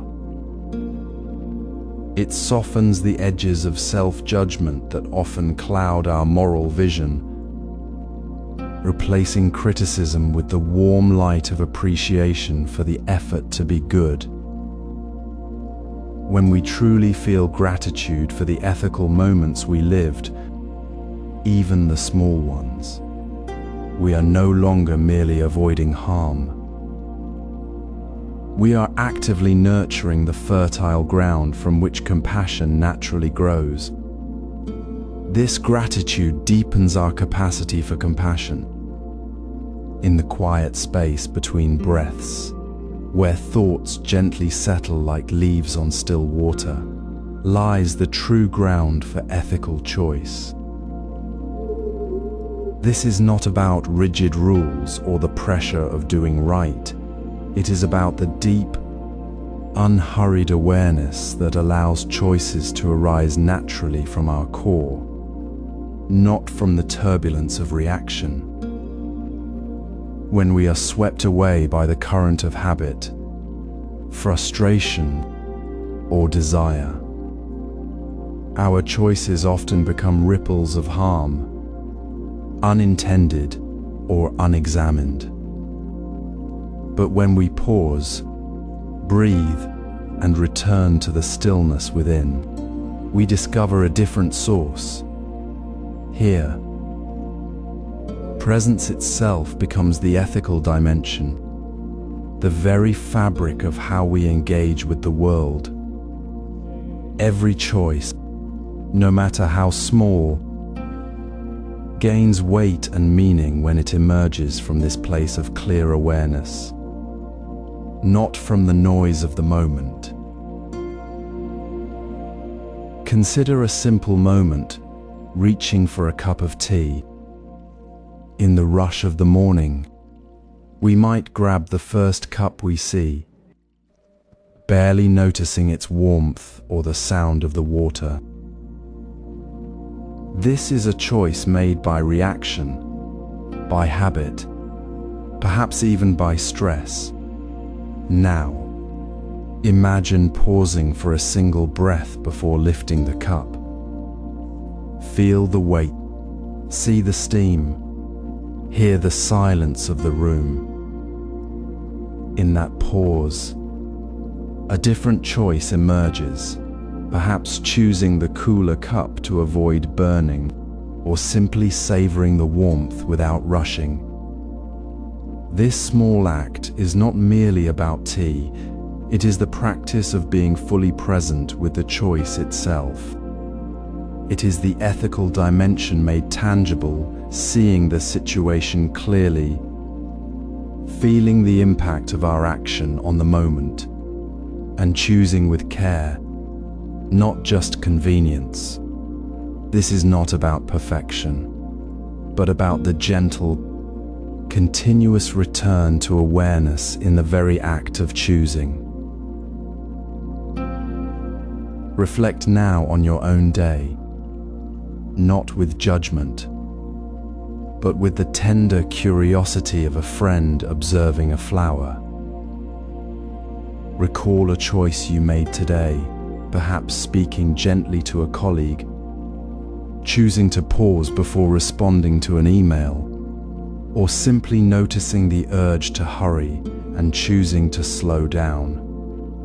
Ask yourself softly, as the water in the cup reflects the sky, how did this choice arise? Did it flow from the quiet space within? Or was it stirred by the wind of reaction, the pressure of time, the echo of past frustration? Was there a moment of stillness before the action, however brief? This reflection is not about finding fault, but about recognizing the subtle, often unseen current that guides our actions. It is the practice of gratitude for the moments when awareness touched the choice, even if only for a breath. It is the quiet cultivation of the path, one mindful moment at a time. This gentle practice of making choices from stillness, not reaction, transforms the ordinary into the sacred. It is not an isolated technique, but the living heart of ethical discipline. It is the deep, quiet understanding that true integrity is not something we impose, but something we discover within the present moment, moment by moment. This mindful choice-making becomes the foundation for all ethical living. Consider the quiet moment when you choose to hold the door open for the person behind you, not because it is expected, but because you notice their burdened arms. This seemingly small act, often dismissed as insignificant, carries a subtle weight. It is in these ordinary, unremarkable interactions that the fabric of our community is gently woven. Ethical discipline, far from being a distant ideal, lives in these micro moments where we consciously choose kindness over indifference. The vendor at the market, seeing your willingness to wait patiently while they finish counting coins, might later offer a slightly larger portion of fruit to a struggling neighbor. That single gesture of patience creates a ripple, shifting the atmosphere from transactional to tender. A simple thank you given with genuine attention can soften a stranger's day, making them more likely to offer help to someone else. These are not grand gestures, but the quiet currents that shape the collective well-being around us. We often label such moments as neutral, simply part of the day's routine. Yet, every choice, even the smallest, holds ethical gravity. Choosing to listen without distraction when a colleague shares a worry, or to speak gently when tired, is not passive. It is an active creation of a more compassionate space. The neutral moment is never truly neutral. It is a seed planted in the soil of shared existence. When we recognize this, the ordinary becomes sacred. The ethical weight of a moment isn't measured by its size, but by its resonance. A gentle word, a patient pause, a refusal to contribute to gossip. These choices, repeated in countless small ways, do not merely affect the immediate recipient, they alter the subtle energy of the entire community. Like a single stone dropped in still water, sending waves across the surface. Reflect now on your own day. What minor choice created a positive ripple today? Perhaps it was acknowledging a colleague's idea in a meeting, or offering to take a small task from a friend who seemed overwhelmed. Maybe it was the extra moment spent making eye contact with a child, or choosing to say "I see you" instead of rushing past. These are not accidents of circumstance. They are the active, conscious choices of ethical discipline. They are the seeds we plant in the fertile ground of our shared life. Notice how that small act, however fleeting, created a gentle shift, a moment of connection, a spark of recognition, a quiet encouragement that may have touched someone else's day without them even knowing the source. This awareness transforms our understanding of ethics from a set of distant principles into a living, breathing practice woven into the very texture of our daily existence. It reveals that the workplace, the neighborhood, the online space, all are fields where these tiny choices accumulate into profound community shifts. The way we treat the barista, the way we respond to a minor delay, the way we choose to speak about others when they are not present, these are the building blocks of a more ethical world, built one small, intentional moment at a time. This understanding transforms how we view workplace ethics. Consider the quiet moment when a challenge arises not as an isolated event, but as a ripple in a pond we ourselves created long ago. We often see the surface disturbance without noticing the stone that fell beneath the water. This is the essence of karmic awareness beyond the immediate. Our current ethical landscape is not built solely on today's choices, but on the accumulated weight of countless past actions, both seen and unseen. A sudden irritation in a conversation, a habitual harshness in response, a deep-seated fear in decision-making. These are not random. They are echoes of choices made long ago, patterns etched into the very soil of our present being. Recognizing this is not about blame, but about profound clarity. It is seeing how the seeds we planted in the past have grown into the trees we now live within. Imagine a gardener tending a neglected plot. Years ago, they chose to ignore the weed, to skip watering the young seedlings, to walk carelessly through the tender shoots. Now, the soil is compacted. The weeds choke the remaining plants, and the garden struggles to produce. The gardener does not blame the soil or the sun. They see the past neglect reflected in the present struggle. Their ethical practice now is not merely to pull weeds today, but to gently, patiently unlearn the old habits of neglect. They learn to see the soil's needs before they become desperate, to water the roots before the leaves wilt. This is the ethical practice of unlearning, not a harsh rejection of the past, but a tender, mindful letting go of the old ways that no longer serve the flourishing of life. It requires the same quiet courage as planting new seeds in hard ground. Reflect now with gentle honesty. What past action still influences my current choices? Not a specific incident, but the subtle pattern. Was it a moment of judgment that now makes me quick to criticize?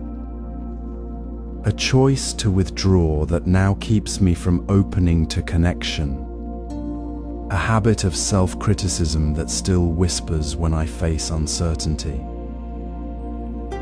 This is not about reciting the past, but about noticing the invisible thread connecting that old choice to the present moment.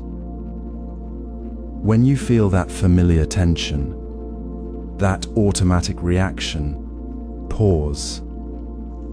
Ask softly, where did this pattern begin? What seed did I plant long ago that now grows here?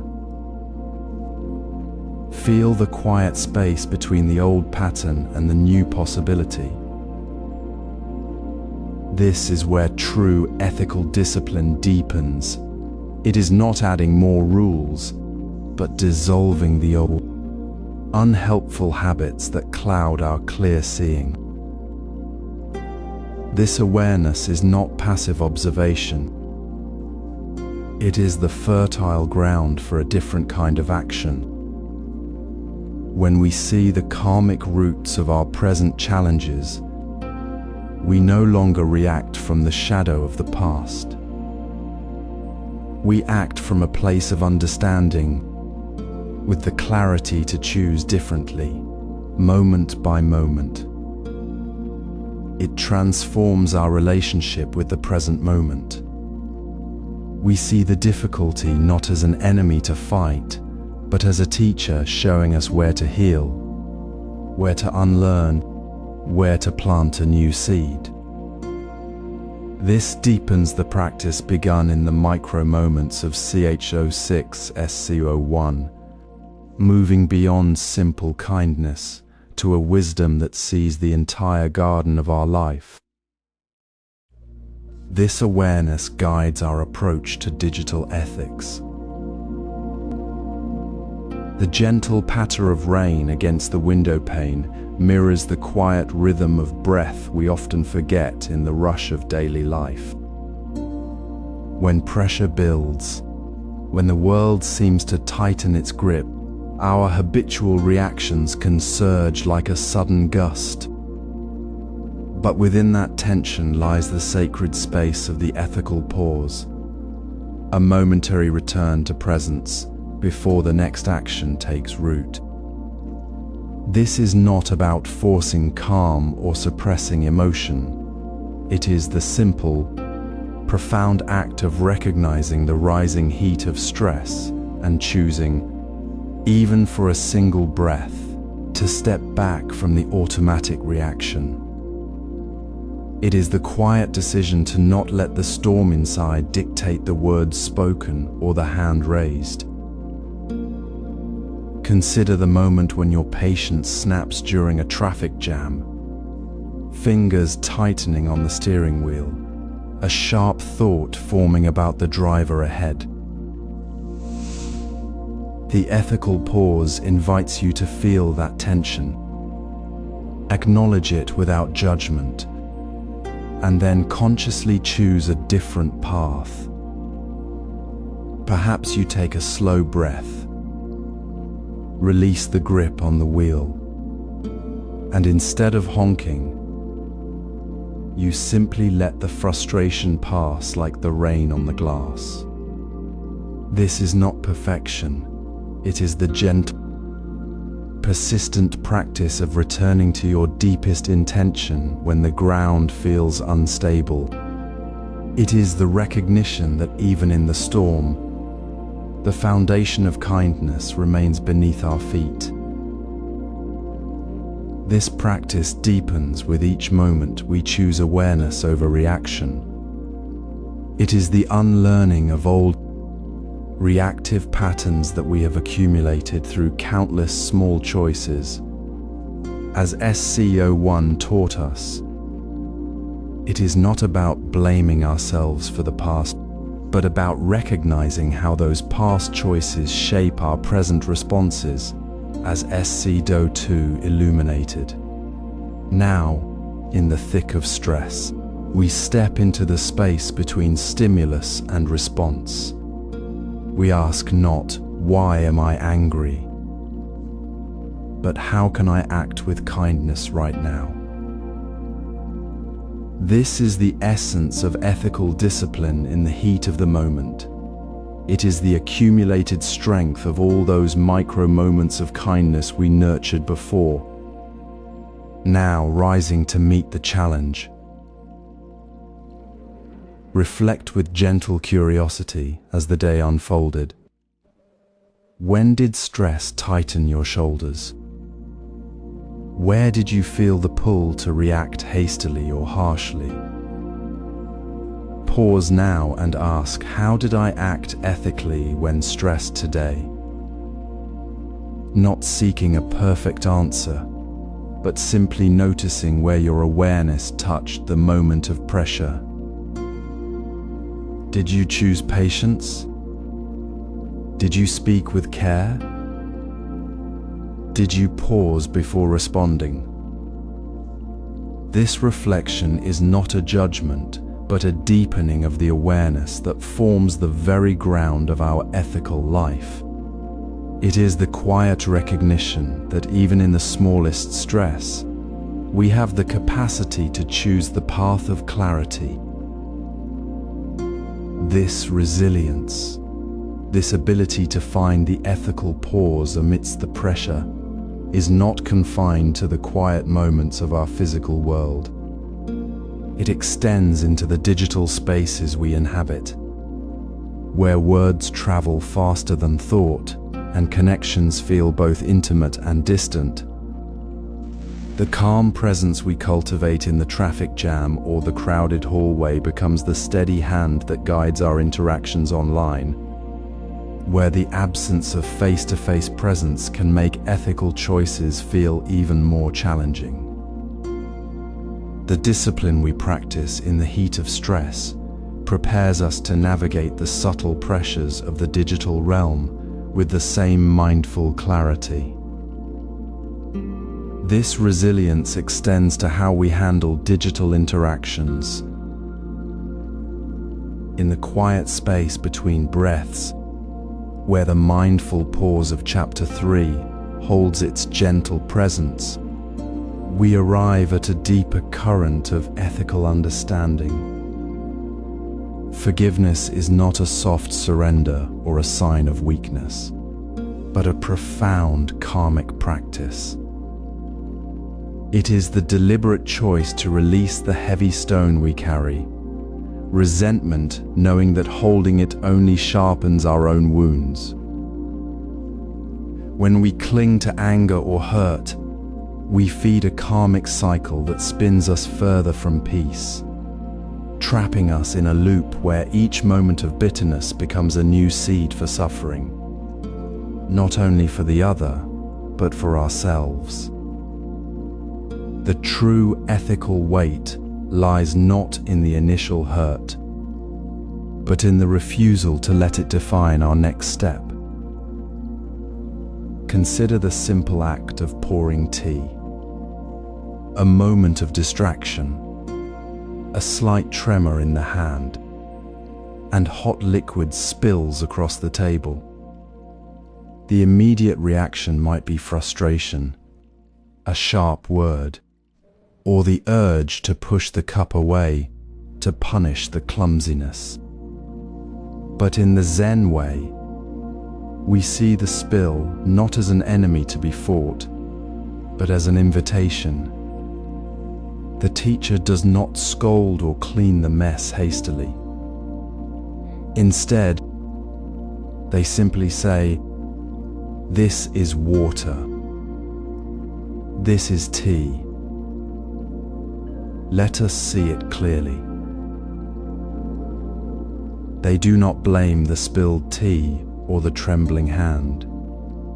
They meet the moment with full attention, allowing the spill to be as it is, without adding the weight of judgment.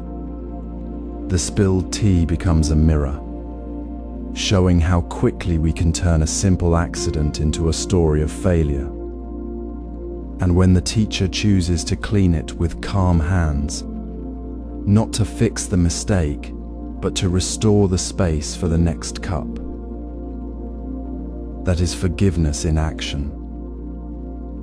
It is not forgetting the spill, it is releasing the need to make it a reason for further pain. The resentment was the spill itself, and the cleaning was the healing. So we turn this gentle insight inward. Who needs my forgiveness? Not always the one who hurt me, but perhaps the part of me that has refused to let go. Who has been waiting for my release? The person who caused the spill, yes, but also the younger self who clung to the hurt, the voice that whispered, "You were wrong." What am I holding on to? Not the event, but the feeling of being wounded, this small, tight ball of anger I keep in my hand, as if it were a shield. What does it protect? What does it truly cost? The karmic weight is not in the past action, but in the present refusal to release it. Forgiveness is the practice of opening the hand, letting go of the stone, and finding the space for the next cup of tea to be poured with ease. This practice of karmic healing does not erase the past, but it transforms the present. It dissolves the invisible walls we build around ourselves, walls that prevent genuine connection. When we release resentment, we do not become passive, we become free. We see clearly, respond with clarity, and our presence itself becomes a quiet offering of peace. This healing practice naturally transforms workplace dynamics.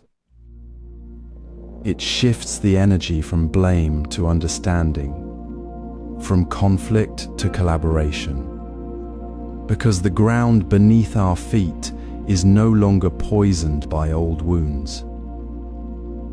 We walk with lighter steps, ready to meet each moment with the same calm attention given to a spilled cup of tea.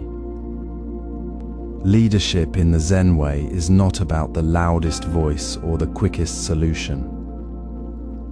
It is about the quiet strength found when integrity guides every choice, especially when pressure mounts.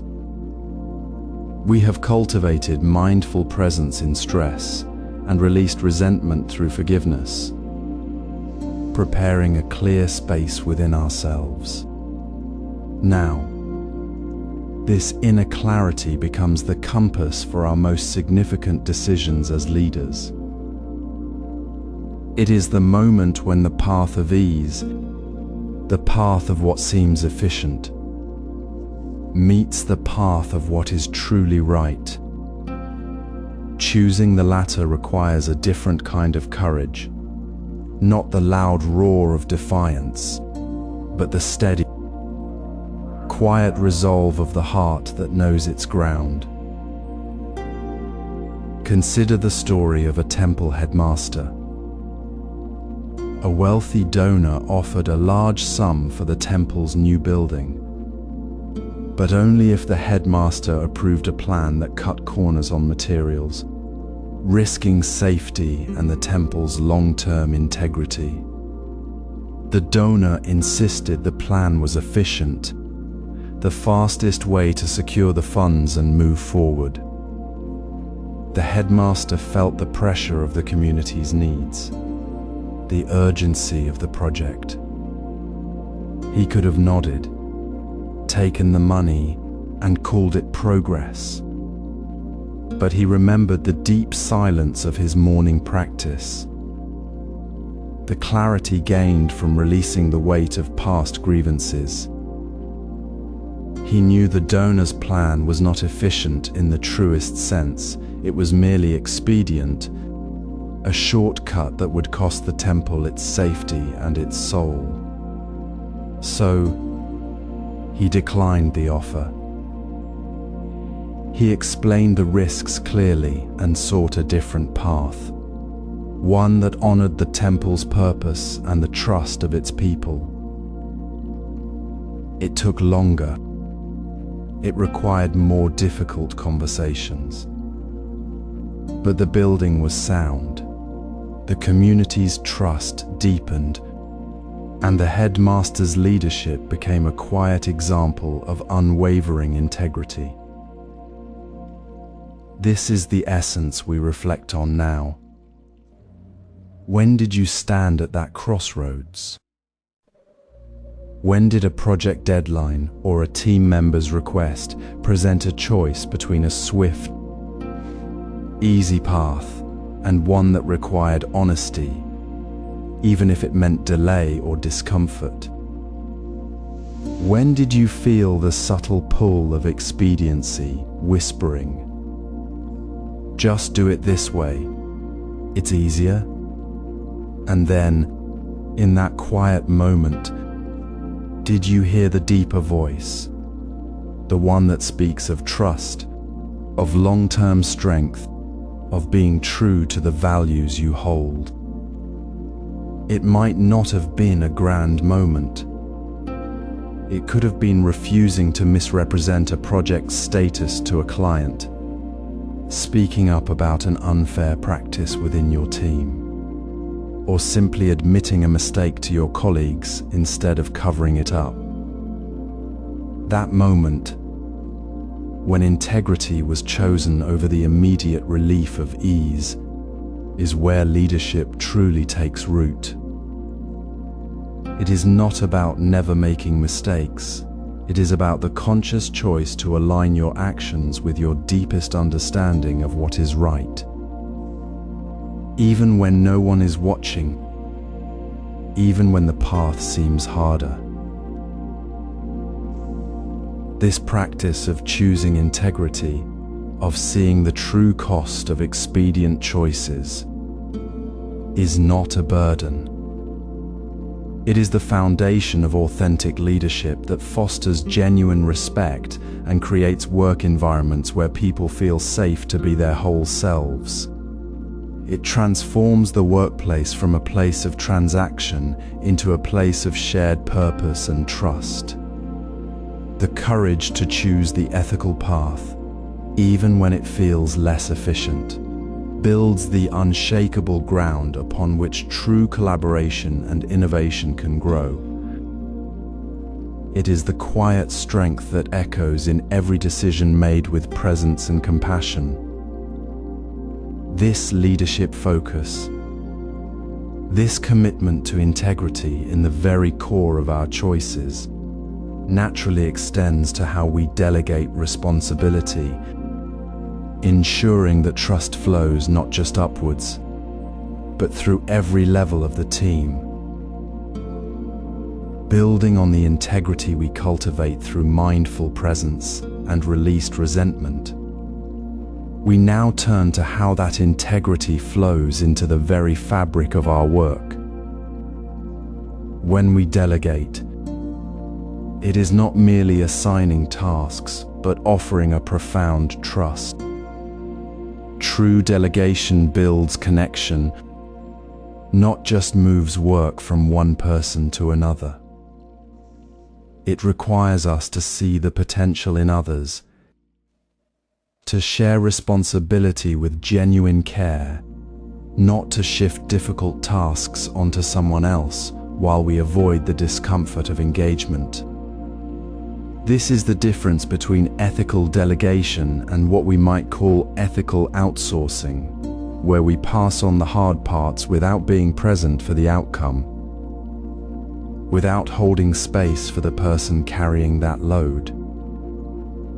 The moment we delegate, we become responsible for the outcome, not just the task itself. We are responsible for the trust we build, for the support we provide, for the environment where the work can truly flourish. Consider a simple Zen tea ceremony. A master invites a young apprentice to prepare the tea for guests. The master does not stand over the apprentice, correcting every motion, but stands quietly nearby, ready to offer a gentle word if needed. The apprentice feels trusted to make the tea, to make the small decisions, to be present with the water, the leaves, the moment. The master's calm presence is not absence. It is the steady ground of trust. When the apprentice hesitates, the master offers a soft word, not a command. The apprentice learns not just the steps, but the confidence to be fully present in the work. The master does not outsource the difficulty of the ceremony. They share the responsibility for its beauty. They see the apprentice's effort as part of the whole, not a separate burden to be dumped. This is the heart of ethical delegation. It asks us to reflect deeply. When I delegated a task, did I truly trust the person to carry it? Or did I merely shift the work to avoid my own discomfort? Did I stay present for the outcome, offering support when needed?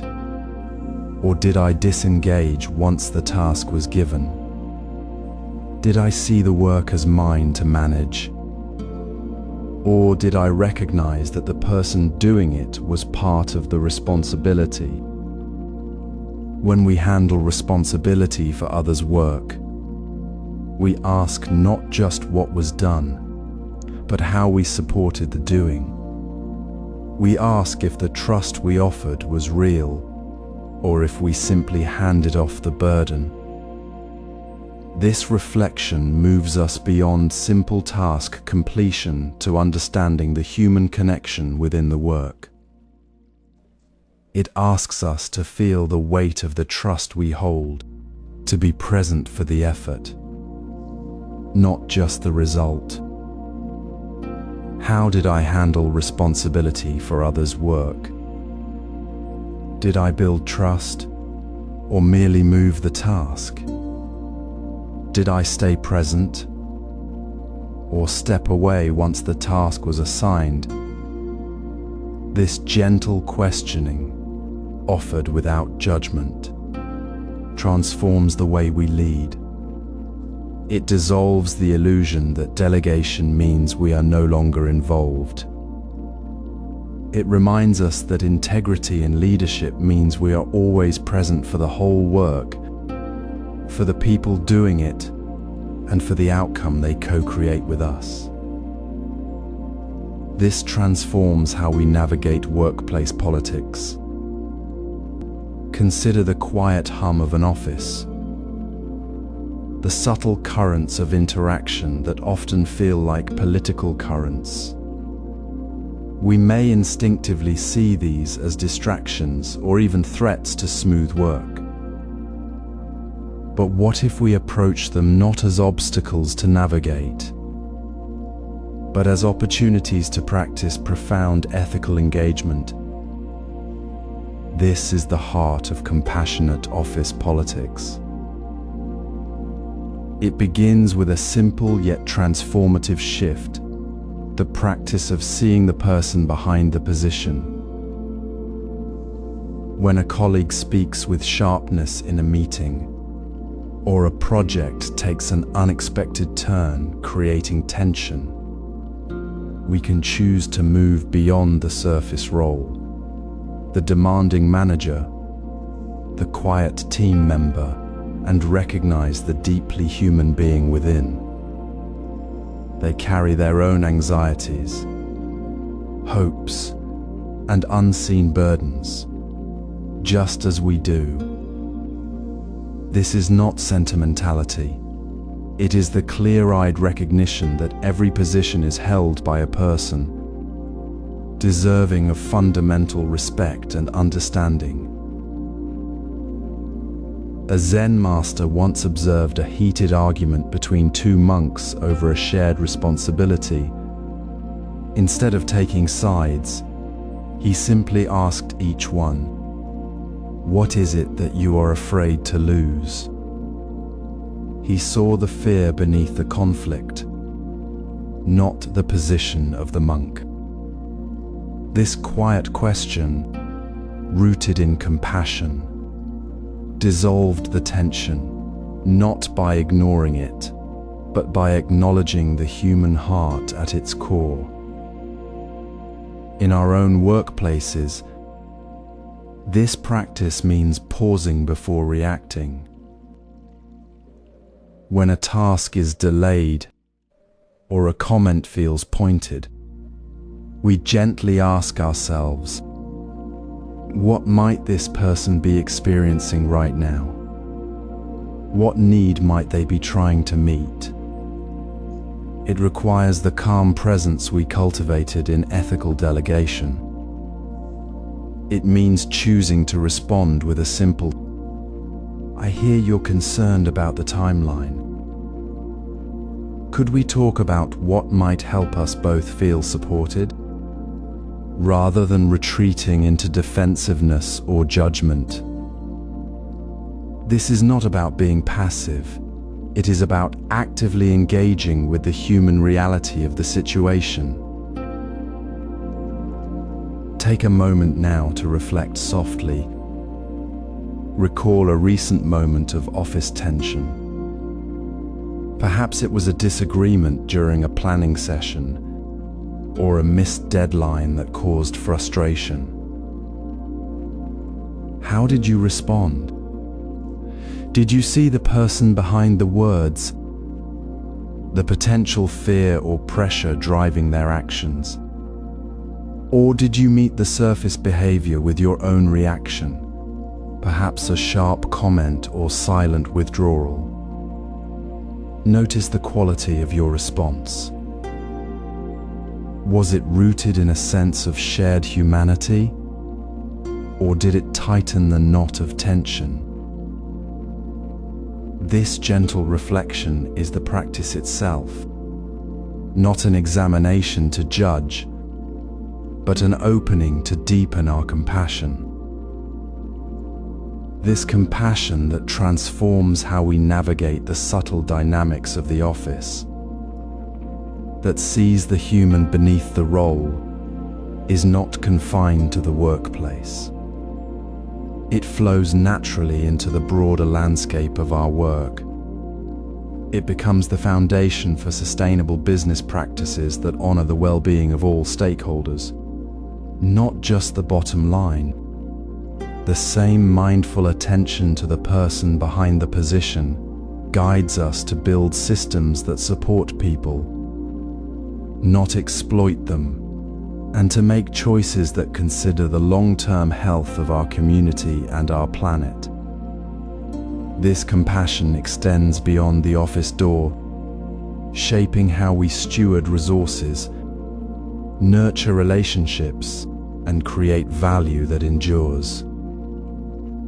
In the quiet hum of a workspace, where decisions ripple outward like stones dropped in still water, we find a profound truth. Sustainable business is not a separate department, but the heartbeat of every decision we make. It flows from the understanding that our work is woven into the fabric of the world, affecting people, communities, and the earth itself. This is not merely about avoiding harm. It is an active, daily duty to nurture systems that thrive, not just endure.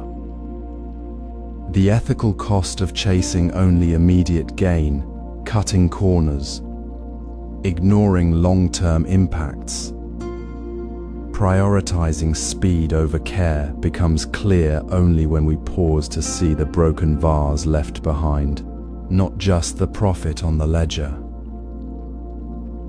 Short-term wins often leave deeper fractures in trust, in community, in the very resources that sustain us all.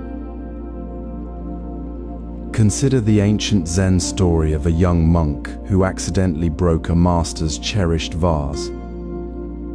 The master, instead of scolding, simply said, "The vase is broken, but the water inside is still clean." The monk, understanding, spent the afternoon carefully mending the vase with silk thread, not to restore it perfectly, but to honor the water it once held and the care it represented. The master later explained, the true waste was not the broken vase, but the moment we stopped seeing the water. This simple act embodies sustainable business as ethical duty.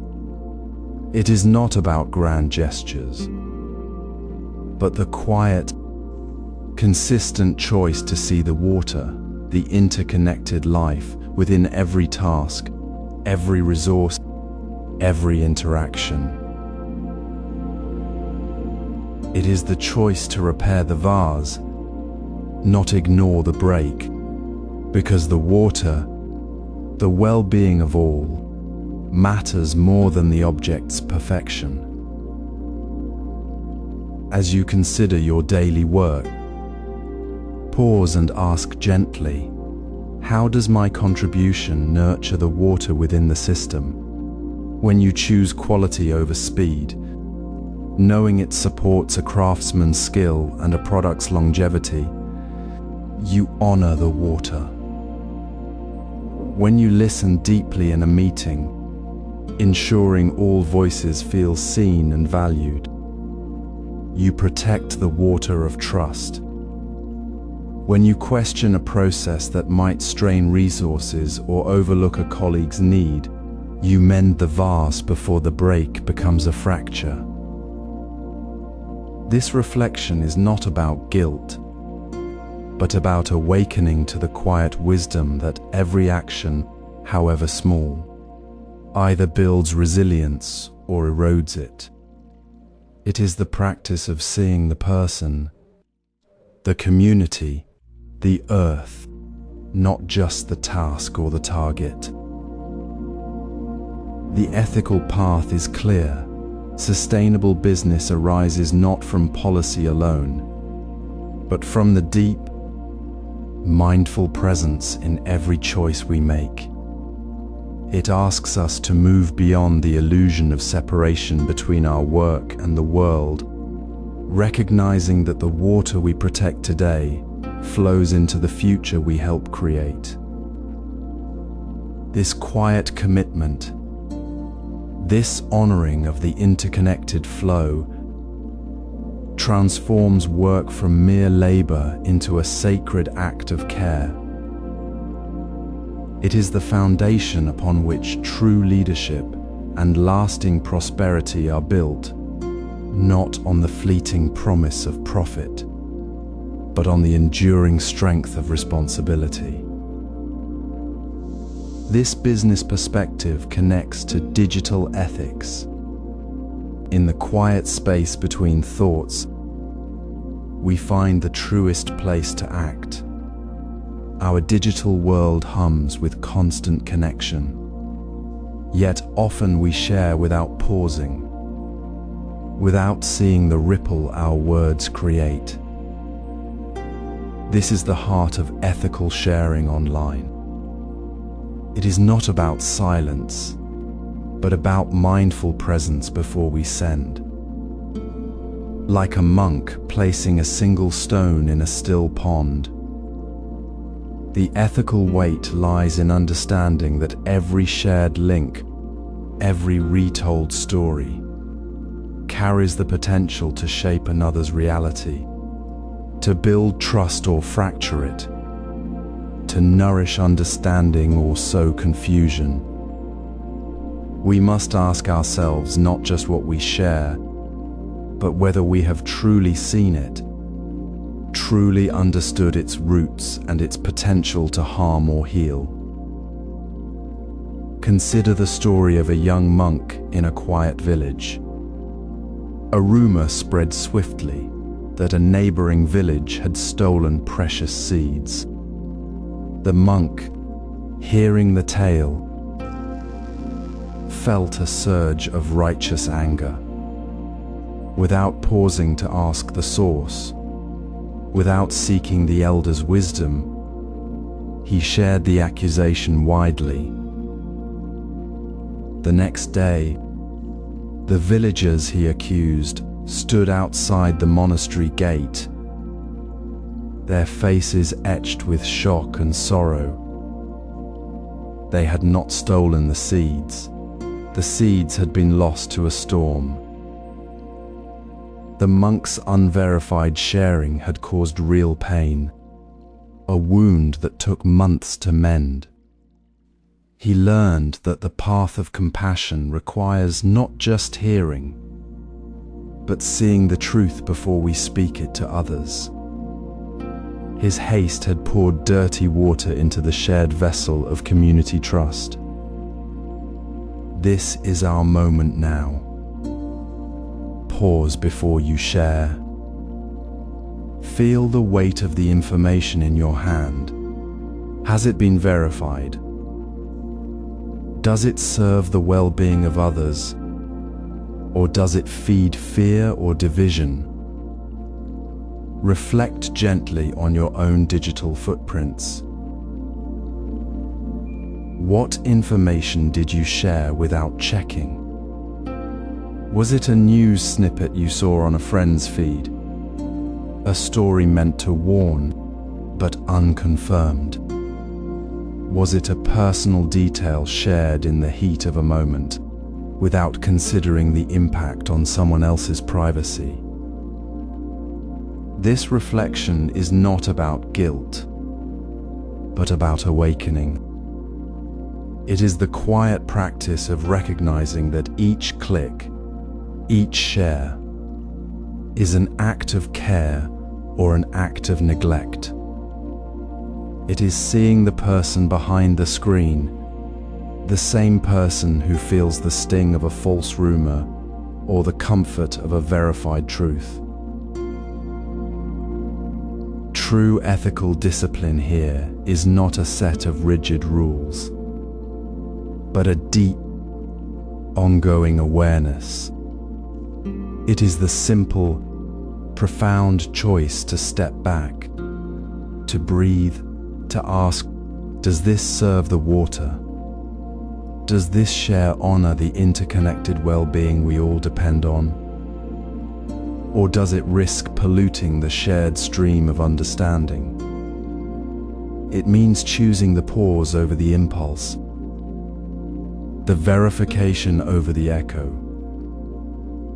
This practice transforms how we handle digital privacy, because it begins with the recognition that every piece of information we share is a reflection of our own integrity, a thread woven into the fabric of our collective care. When we share with this mindful awareness, we build the foundation for a digital space where privacy is respected not as a restriction, but as a sacred trust, a natural extension of seeing the person behind the position in every single interaction. This is the quiet strength that flows from knowing our words are not just data, but a living expression of our commitment to the well-being of all. In the quiet space between thoughts, consider your digital presence as ripples on water. Each shared word, each photo posted, each comment made leaves a mark upon the shared stream of human connection. Today we reflect on privacy not as a personal choice, but as a fundamental ethical boundary, a sacred space we honor for ourselves and others. To breach this space without care is to spill the water we all depend on. Data exploitation carries a profound ethical cost. When we treat personal stories, locations, or private moments as mere data points for profit or convenience, we diminish the human dignity woven into those details. We forget that behind every profile, every search history, every shared moment is a person seeking to be seen, respected, and safe. The cost is not just in lost trust, but in the slow erosion of our shared humanity, where kindness becomes a transaction and privacy a forgotten value. This is not merely a technical issue, it is a moral one. Imagine a monk asked to see his reflection in a clear pond. He gently touches the water's surface, then says, "I see only the mirror's surface, not the face beneath." His words hold a simple truth. Privacy is the clear water we must tend, not to hide, but to protect the dignity within. Just as the monk honored the water's natural clarity, we must honor the inherent boundaries of others' lives. It is not about secrecy, but about respect for the sacred space where a person's inner world resides. When we share a friend's private worry without asking, or spread a photo from a moment they did not consent to, we create ripples that disrupt that clear water. We become the spill. Gently notice your own digital moments today. Did you share a story about someone without their voice? Did you comment on a private matter, assuming it was public? Did you click a link that might reveal another's location? Not to judge, but simply to see. Where did you cross a boundary, even unintentionally? Where did you pause, respecting the water? This quiet noticing is the first step in tending the water of trust.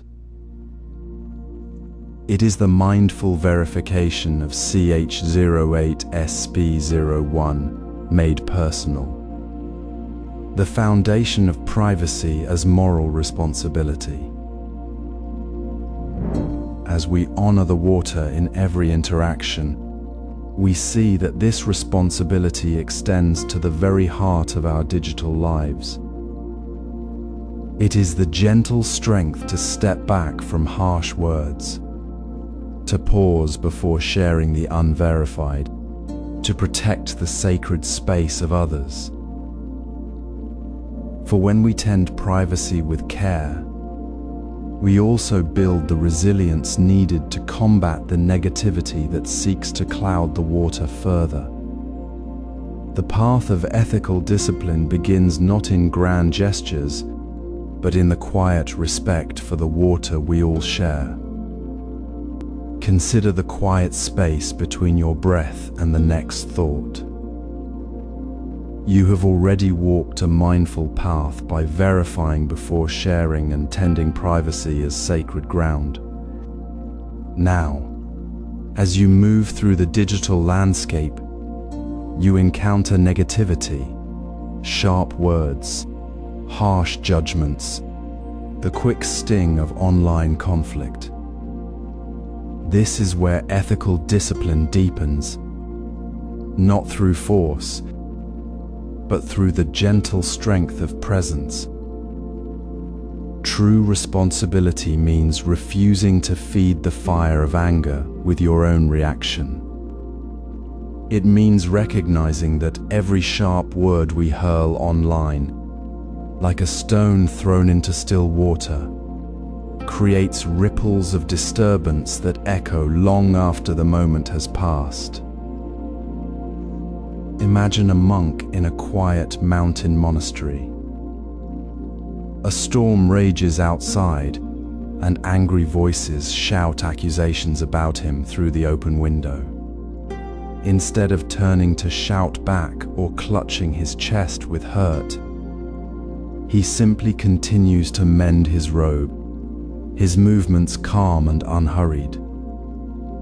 He does not engage the storm. He remains anchored in his work. The voices fade, not because he silenced them, but because he refused to let them disturb his inner calm. This is the practice of not feeding the fire. It is not passive silence, but an active choice to step away from the cycle of reactivity. It is understanding that responding in anger, even to anger, only multiplies the harm. The negativity is already there. Your reaction can either fuel it or become a calm that dissolves it. So, pause now. Reflect on your own digital day.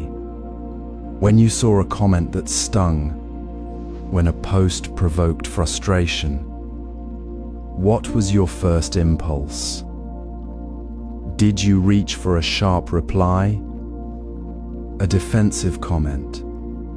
A sharing that spread the discord? Or did you feel the heat rise and choose instead to breathe, to step back, to respond with words that might offer clarity, not cut?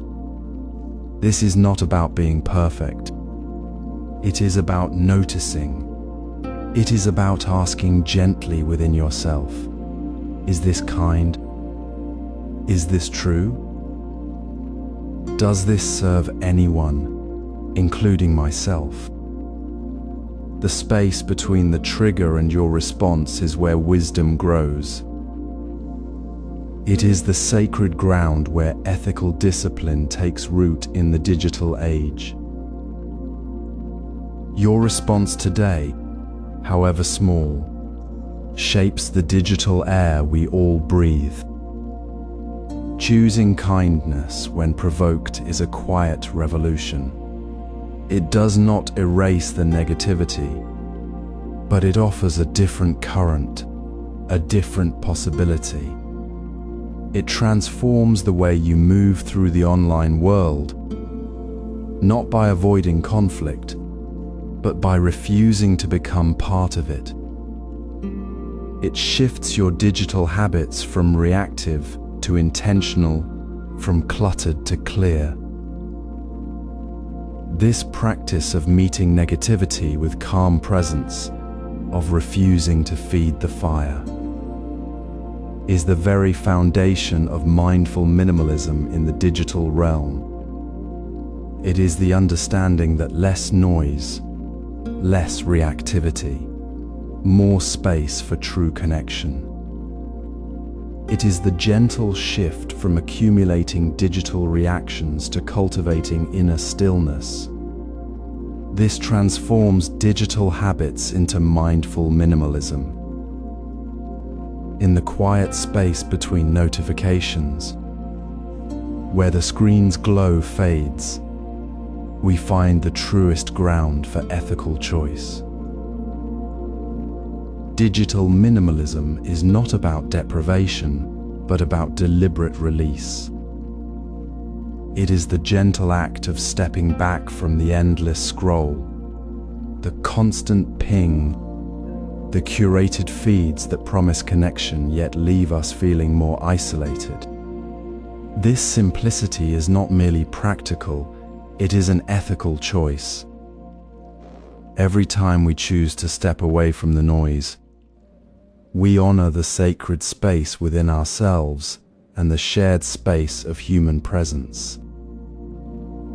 The ethical cost of constant connectivity is profound.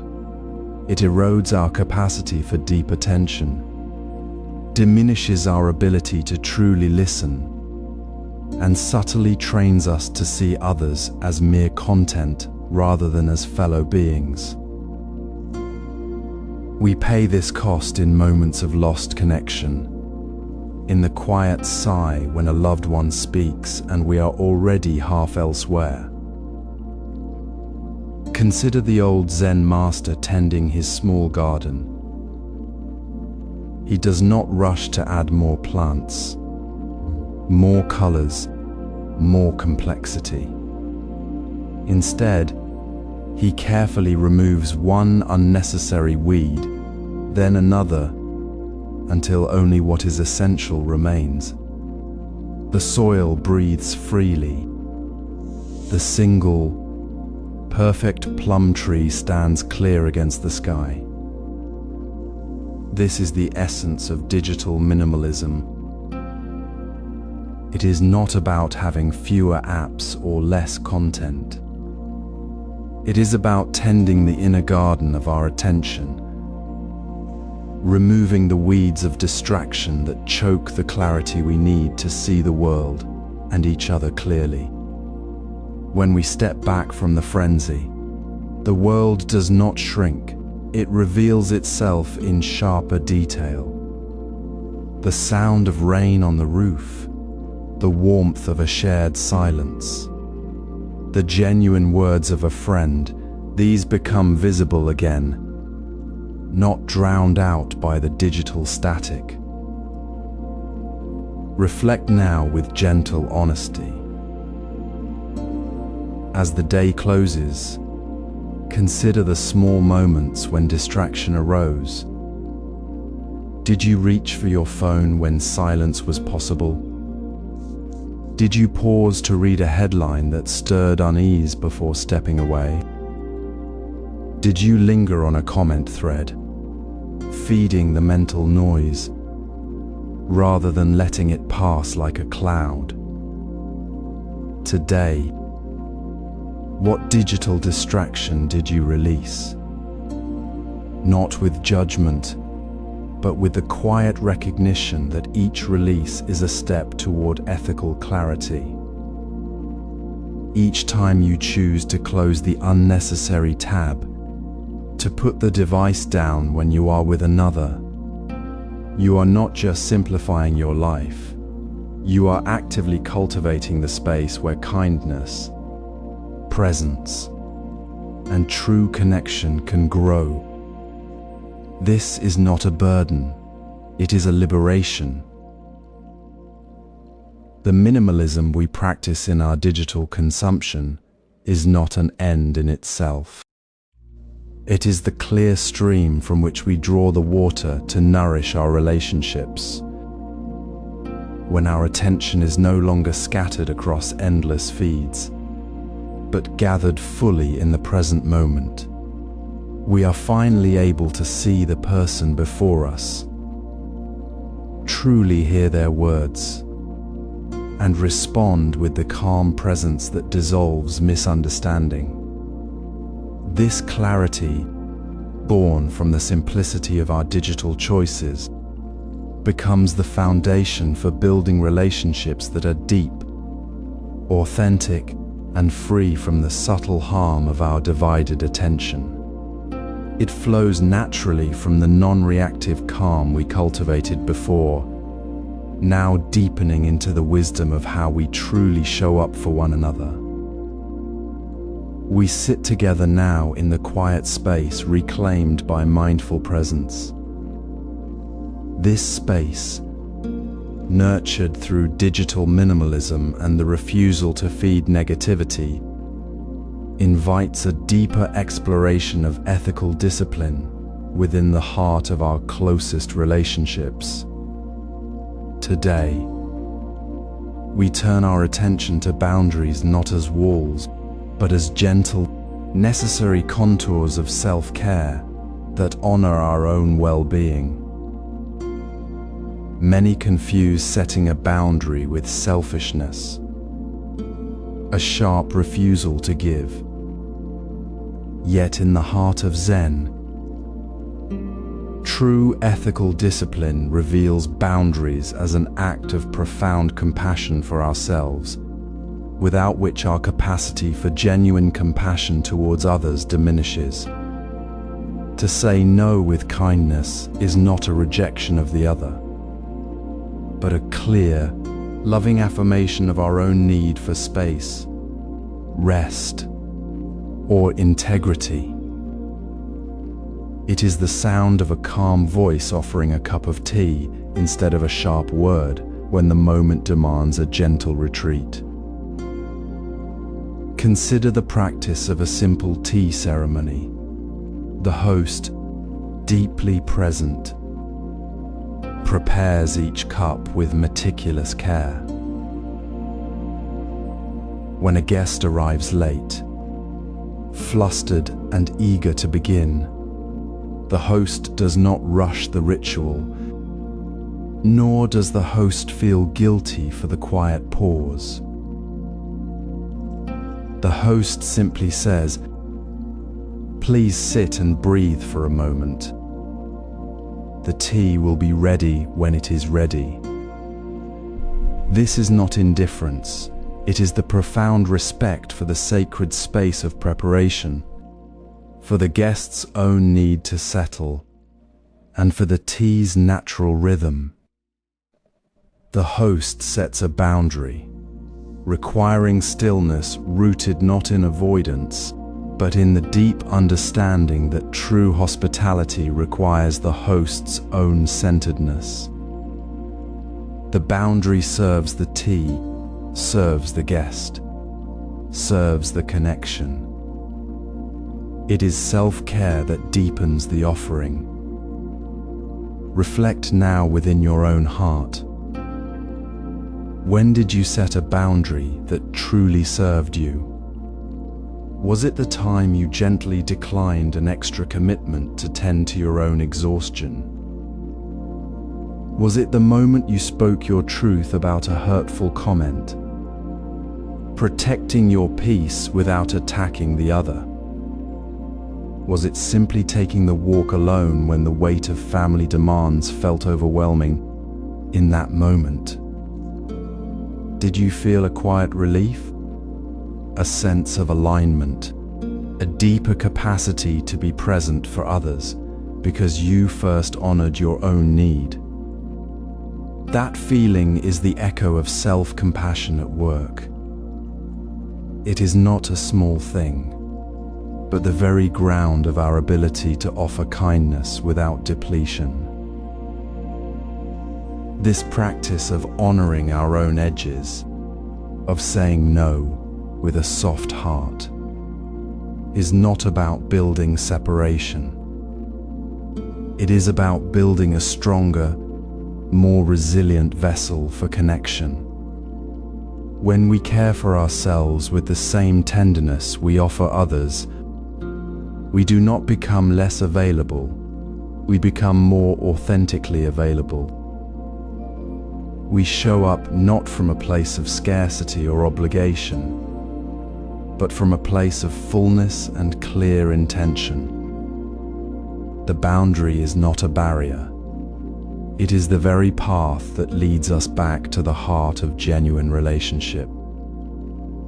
This compassion, nurtured in the quiet space of self-boundaries, naturally extends to long-term partnerships, where the deepest bonds are forged not in constant giving, but in the mutual, respectful space where both hearts can breathe and grow. in the quiet space of shared life, where words carry the weight of years. Ethical discipline finds its deepest expression not in grand gestures, but in the ordinary moments of intimate communication. Here, we move beyond mere conversation to cultivate a practice where every word, every pause, becomes an act of mindful care. This is not about avoiding difficult truths, but about speaking them with the tenderness of a hand gently placed on a shoulder, knowing that our words shape the very ground upon which our connection stands. Consider the subtle shift that happens when we release the need to win an argument. How often do we enter a conversation already holding our point like a shield, seeking only to prove ourselves right? This path builds walls, even as we speak. True ethical communication asks us to lay that shield down. It asks us to move from the desire to be right to the deeper desire to be understood and to understand. It is the difference between a battle won and a bridge built. When we seek to win, we build walls. When we seek understanding, we build bridges. This requires a gentle courage to listen not just to the words, but to the silence between them, to the unspoken fear or longing beneath the surface.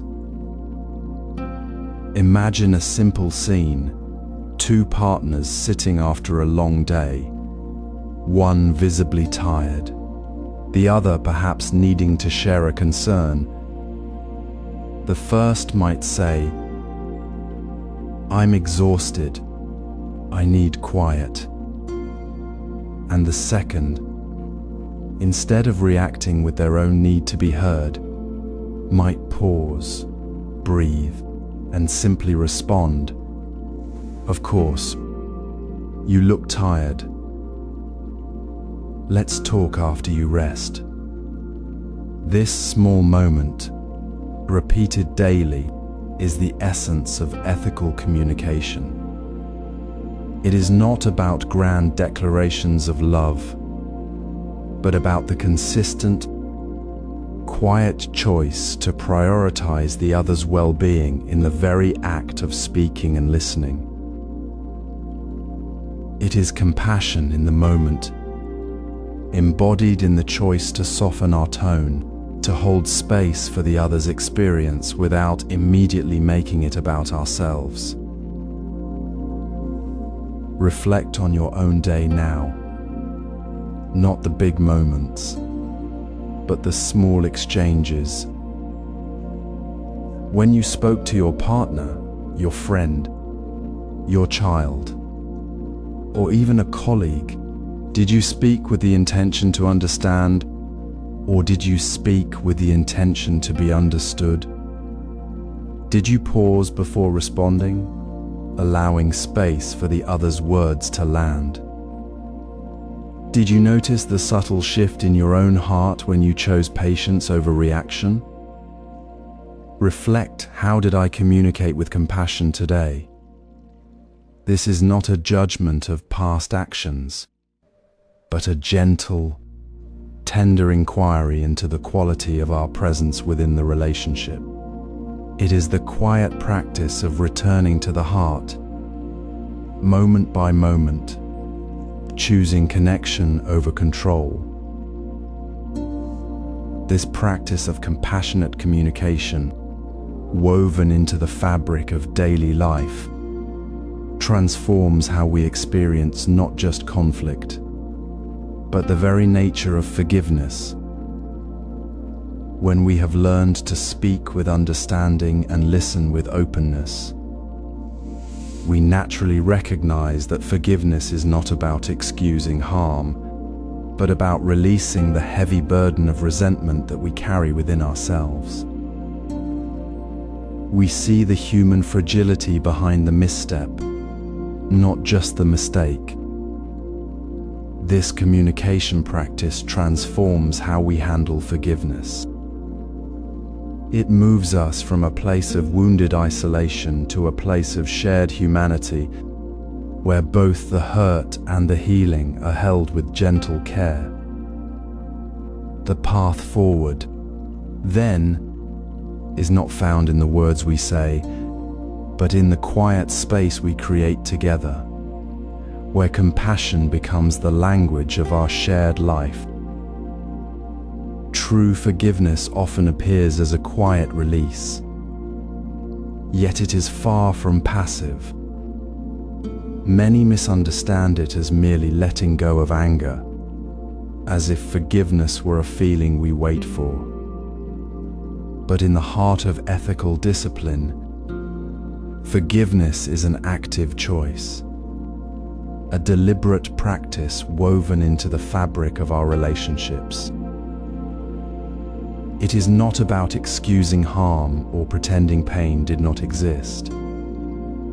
Instead, it is the courageous, daily act of choosing to mend the connection, to offer a hand across the broken space, for the sake of both ourselves and the other. This practice releases the heavy burden of resentment that binds us both, freeing us to move forward with clarity and care.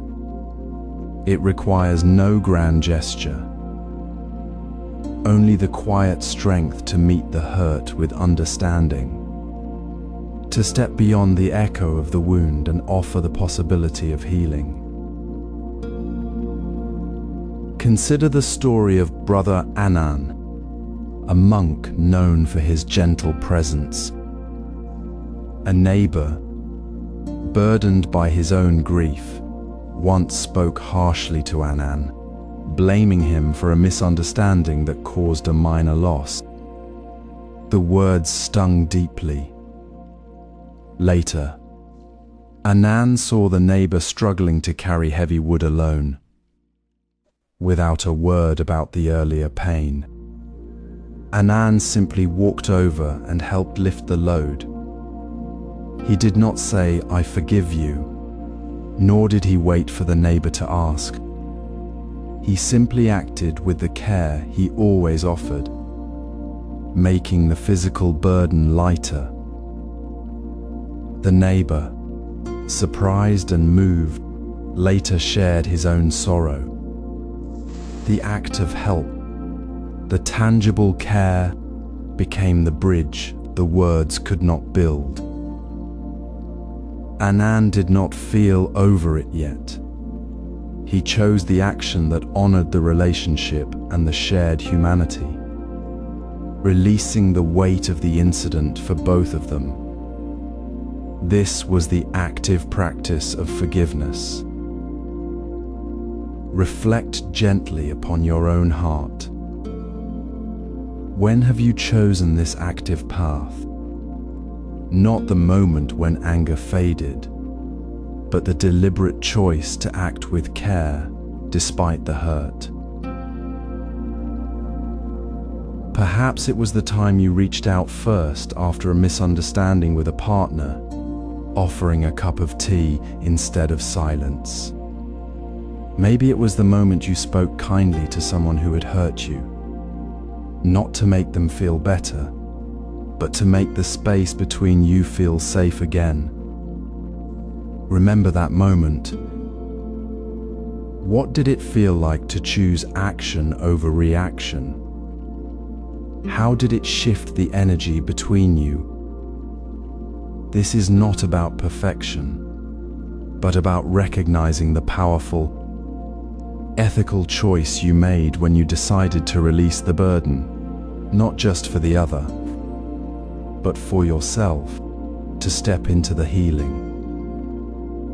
This practice of active forgiveness, this conscious choice to mend rather than hold on to the fracture, is not a solitary act. It is the very ground from which our community grows stronger. It transforms the space between people from a place of tension into a shared field of care. When we choose to act with compassion in the moment of hurt, we are not just healing one relationship, we are strengthening the entire web of connection we share. We are building a community where the burden of past hurts does not become the foundation for the future, but is released, allowing trust and understanding to take root. This active release, this deliberate practice of care, deepens our commitment to one another in the most profound way. It is the quiet strength that allows our shared life to flourish. In the quiet space between breaths, we carry the gentle weight of connection. Last chapter spoke of mending relationships through active forgiveness, a courageous choice to build bridges in moments of tension. This practice, this active mending, naturally unfolds into the deeper ground of community where promises become the very fabric of trust. Honoring commitments within our shared life is not merely about keeping a word, it is the profound ethical duty of showing up, day after day, for the well-being of all who share this path. It is the quiet gravity of a promise kept not for recognition, but because it is simply the right way to be present with others. Consider the story of a monk living in a remote village. Each morning, as the mist lifted from the riverbank, he would mend the small, worn bridge that connected the village to the fields. It was a simple task, easily overlooked, yet he did it without fail. One day, a villager asked, "Why do you spend your morning on this bridge? It is not your duty to fix it." The monk simply looked at the bridge, then at the villager, and said, "It is my duty to tend what holds us together." He did not speak of obligation, only of the natural flow of care. His showing up, day after day, was the practice. It was not grand, yet it was the steady current that made the village feel safe, that allowed people to move freely, to share, to belong. The bridge was not just wood and rope, it was a living symbol of the community's shared promise to each other. This is the essence of honoring community commitments.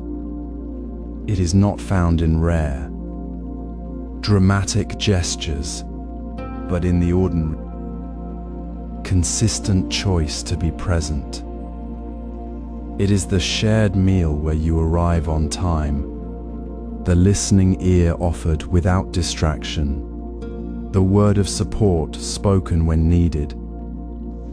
It is the understanding that every small act of showing up, whether it is a meeting, a shared task, or simply being fully present in a conversation, carries the ethical weight of the whole community's well-being. When we choose to be there, we affirm that we are part of something larger than ourselves. We honor the trust placed in us, and in doing so, we strengthen the very ground on which we all stand. So take a moment now, in this stillness, and gently reflect. How did I honor a community commitment today? Not a grand one, but the small, ordinary moment where I showed up. Did I arrive on time for the group gathering? Did I listen without planning my response? Did I offer help when it was needed, even when it was inconvenient? This question is not about judgment, but about awareness. It is an invitation to feel the quiet presence of your own commitment, to recognize how your simple showing up, however small it seems, is a thread woven into the community's strength. Let this question settle within you like a stone dropped into still water, spreading ripples of understanding. You are not alone in this practice. We all hold this responsibility, and we all benefit from it. This commitment, this quiet practice of showing up for one another, prepares us for life's challenges. It builds the resilience we need when storms come, knowing that we are not alone, that the bridge we tend together will hold. Creativity is not merely self-expression, but the living expression of our deepest ethical commitment. When we create, whether painting a stroke of color, shaping a word, or building a structure, we hold a profound responsibility. Every choice we make in that creative space echoes beyond ourselves, touching the lives of others and the world we share. This is the heart of ethical creativity. It flows not from a place of personal ambition, but from the quiet understanding that our art, our words, our designs are threads woven into the fabric of community. They can mend or harm, uplift or isolate, depending on the intention behind them. The potter shaping clay does not simply make a vessel. They consider the hands that will hold it, the water it will carry, the moments of simplicity it might serve. The writer crafting a story does not simply tell a tale. They weigh the impact of every image, the resonance of every word, on the reader's heart and mind. This is not about perfection, but about presence, the steady, mindful awareness that our creative acts are never isolated.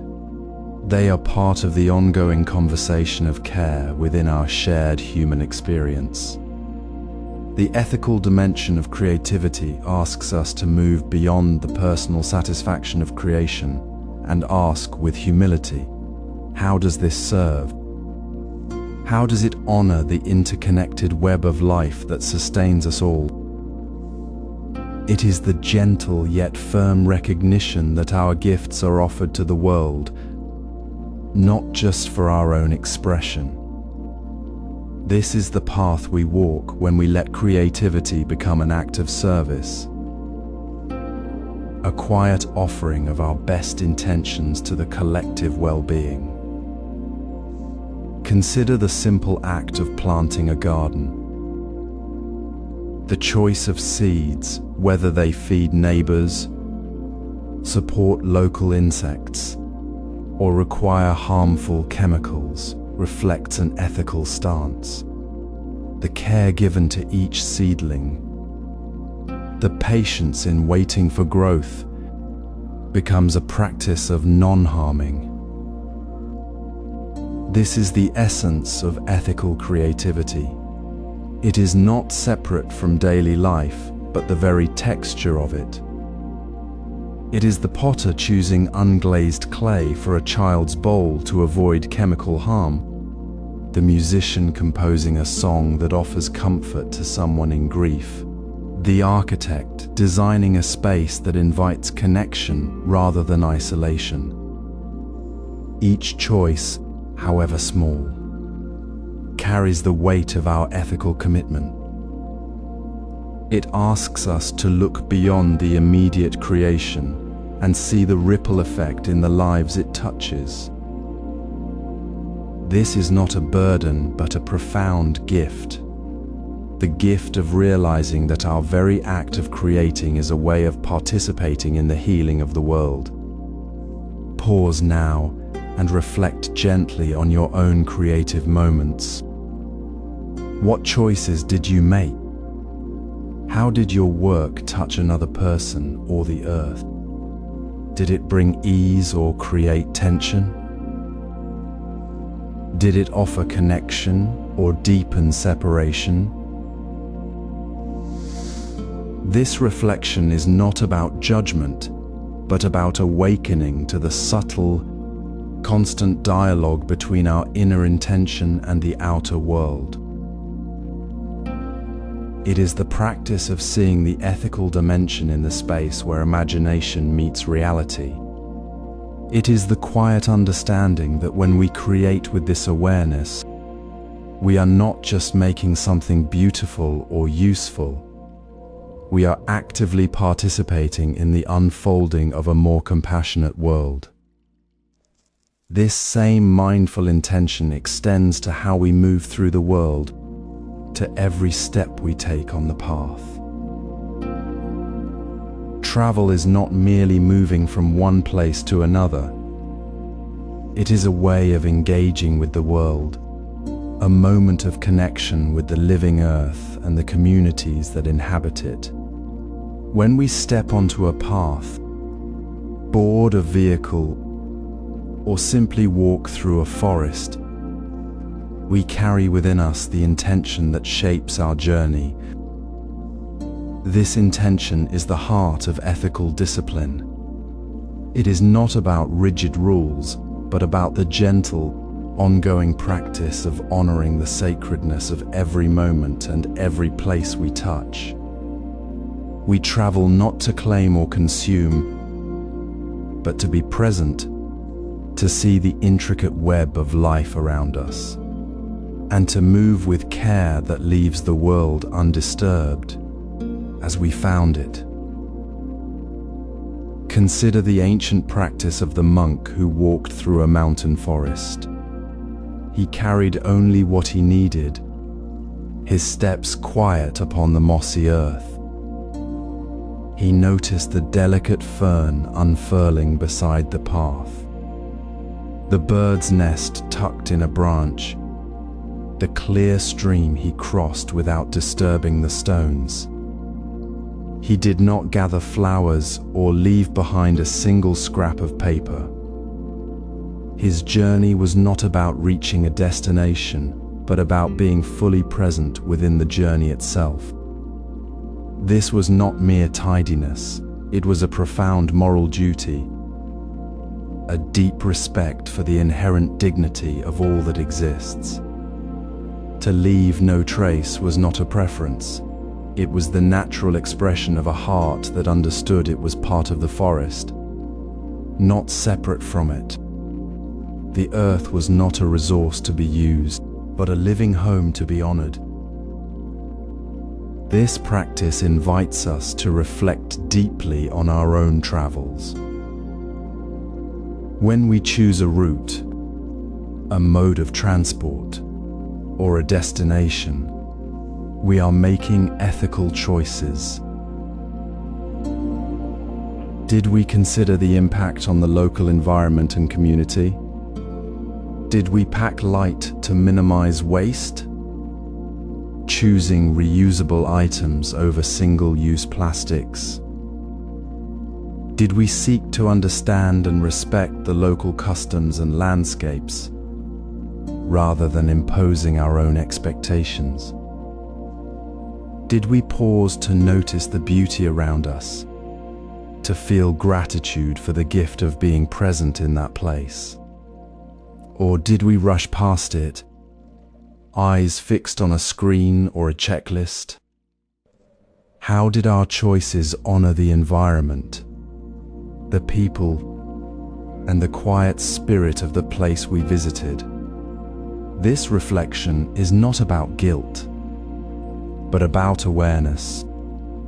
It is the quiet, persistent question that transforms travel from a transaction into a sacred engagement. In this mindful way of moving through the world, we see that the ethics of travel are not isolated. They are woven into the very fabric of how we live. The care we show for a forest path is the same care we must show for the forests of the world, for the oceans, for the resources we consume daily. The awareness of our footprint in a single landscape expands into an awareness of our footprint across the entire planet. The choice to leave no trace on a mountain trail is the same choice we must make when we consider the plastic in our oceans, the energy we use, the products we buy. This environmental ethics is not separate from our daily lives. It is the natural extension of the mindful presence we cultivate in every step, every journey, every choice. It connects directly to how we engage with the wider world of global consumption, where the choices we make in our homes ripple out to touch every corner of the earth. Consider the quiet rhythm of your morning cup of tea. You reach for the container, perhaps without thought, yet each choice echoes through a vast web of life. This moment connects directly to the mindful journey of travel we explored, where every step honored the earth. Now, in the marketplace, every purchase becomes a profound statement of your place within the world's interconnected web. Ethical consumption is not about scarcity or sacrifice, but about recognizing that your choice to buy a cup of tea, a pair of shoes, or a meal is a thread woven into the fabric of global well-being.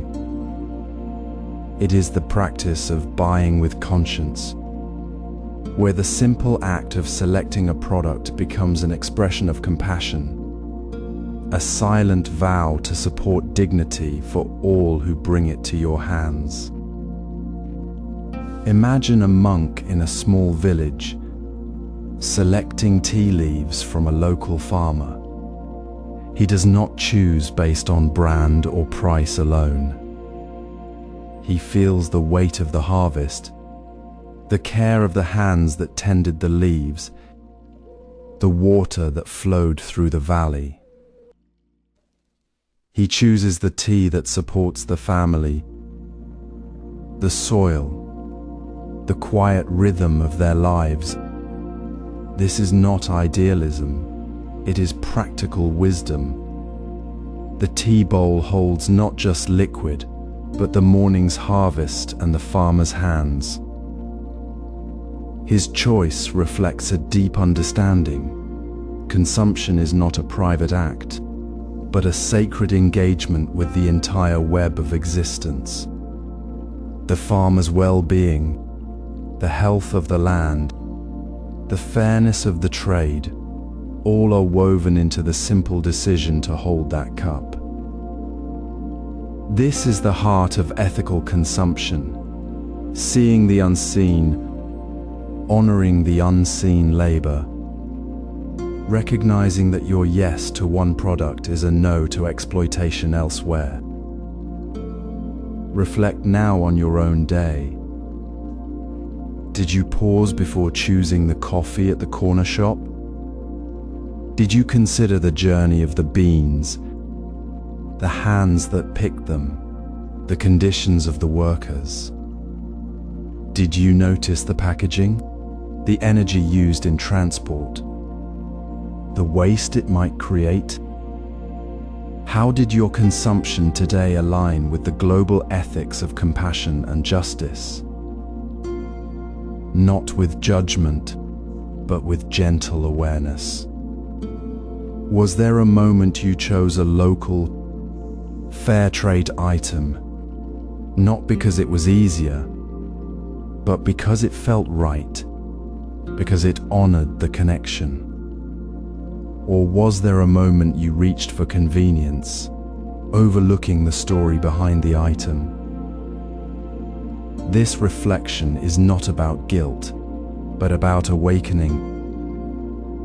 It is the quiet practice of aligning your daily actions with the boundless compassion you seek to embody.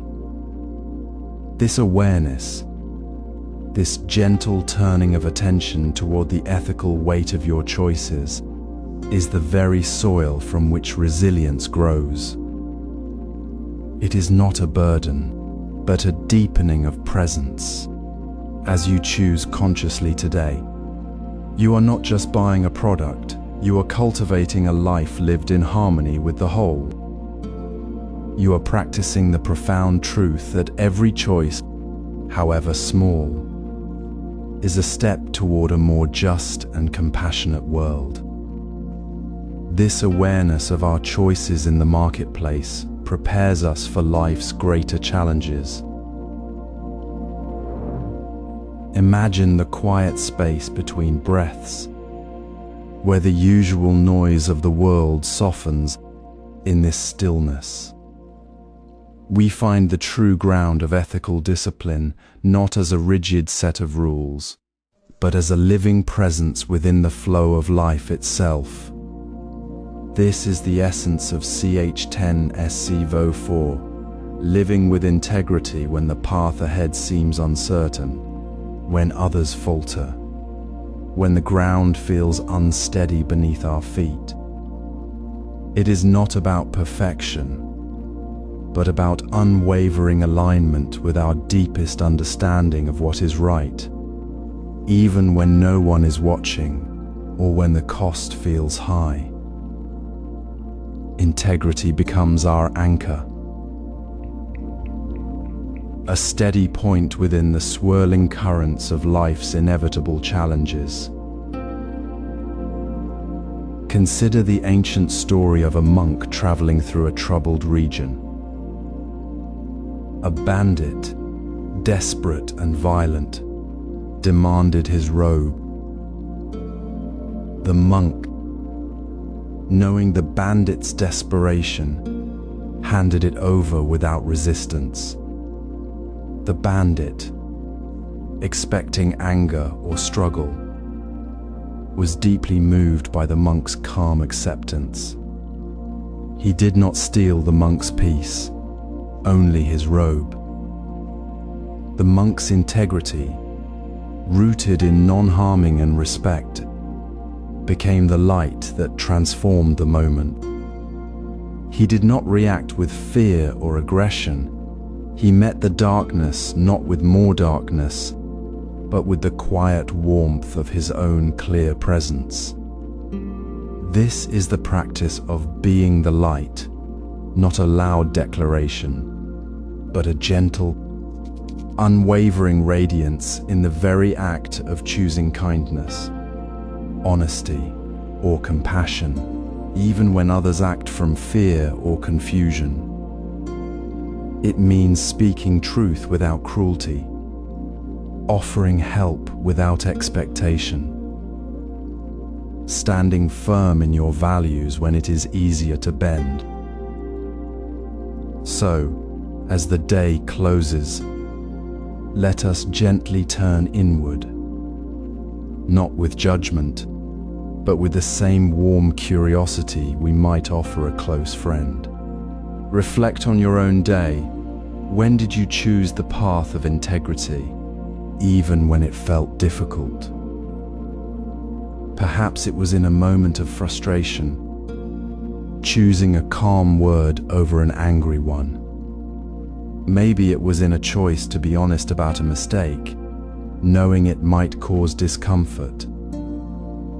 Or it might have been simply pausing to truly see another person's need, without distraction, in a busy moment. How did you hold your own center when the external world felt chaotic? Did you find the strength to act with kindness when others were harsh? Did you honor your own values without needing external approval? This reflection is not about measuring yourself against an impossible standard, but about recognizing the small, authentic choices that weave the fabric of a life lived with integrity. It is the quiet recognition that you were present, you chose the light, even if just for a single breath. This simple, daily turning towards integrity in the small choices, in the difficult moments, in the moments when others are dark, is where the true path reveals itself. It is not separate from your life. It is the very texture of your life, woven through every mindful choice, every moment of presence. It is the gentle practice of being the light, not for the world to see, but for your own heart to know.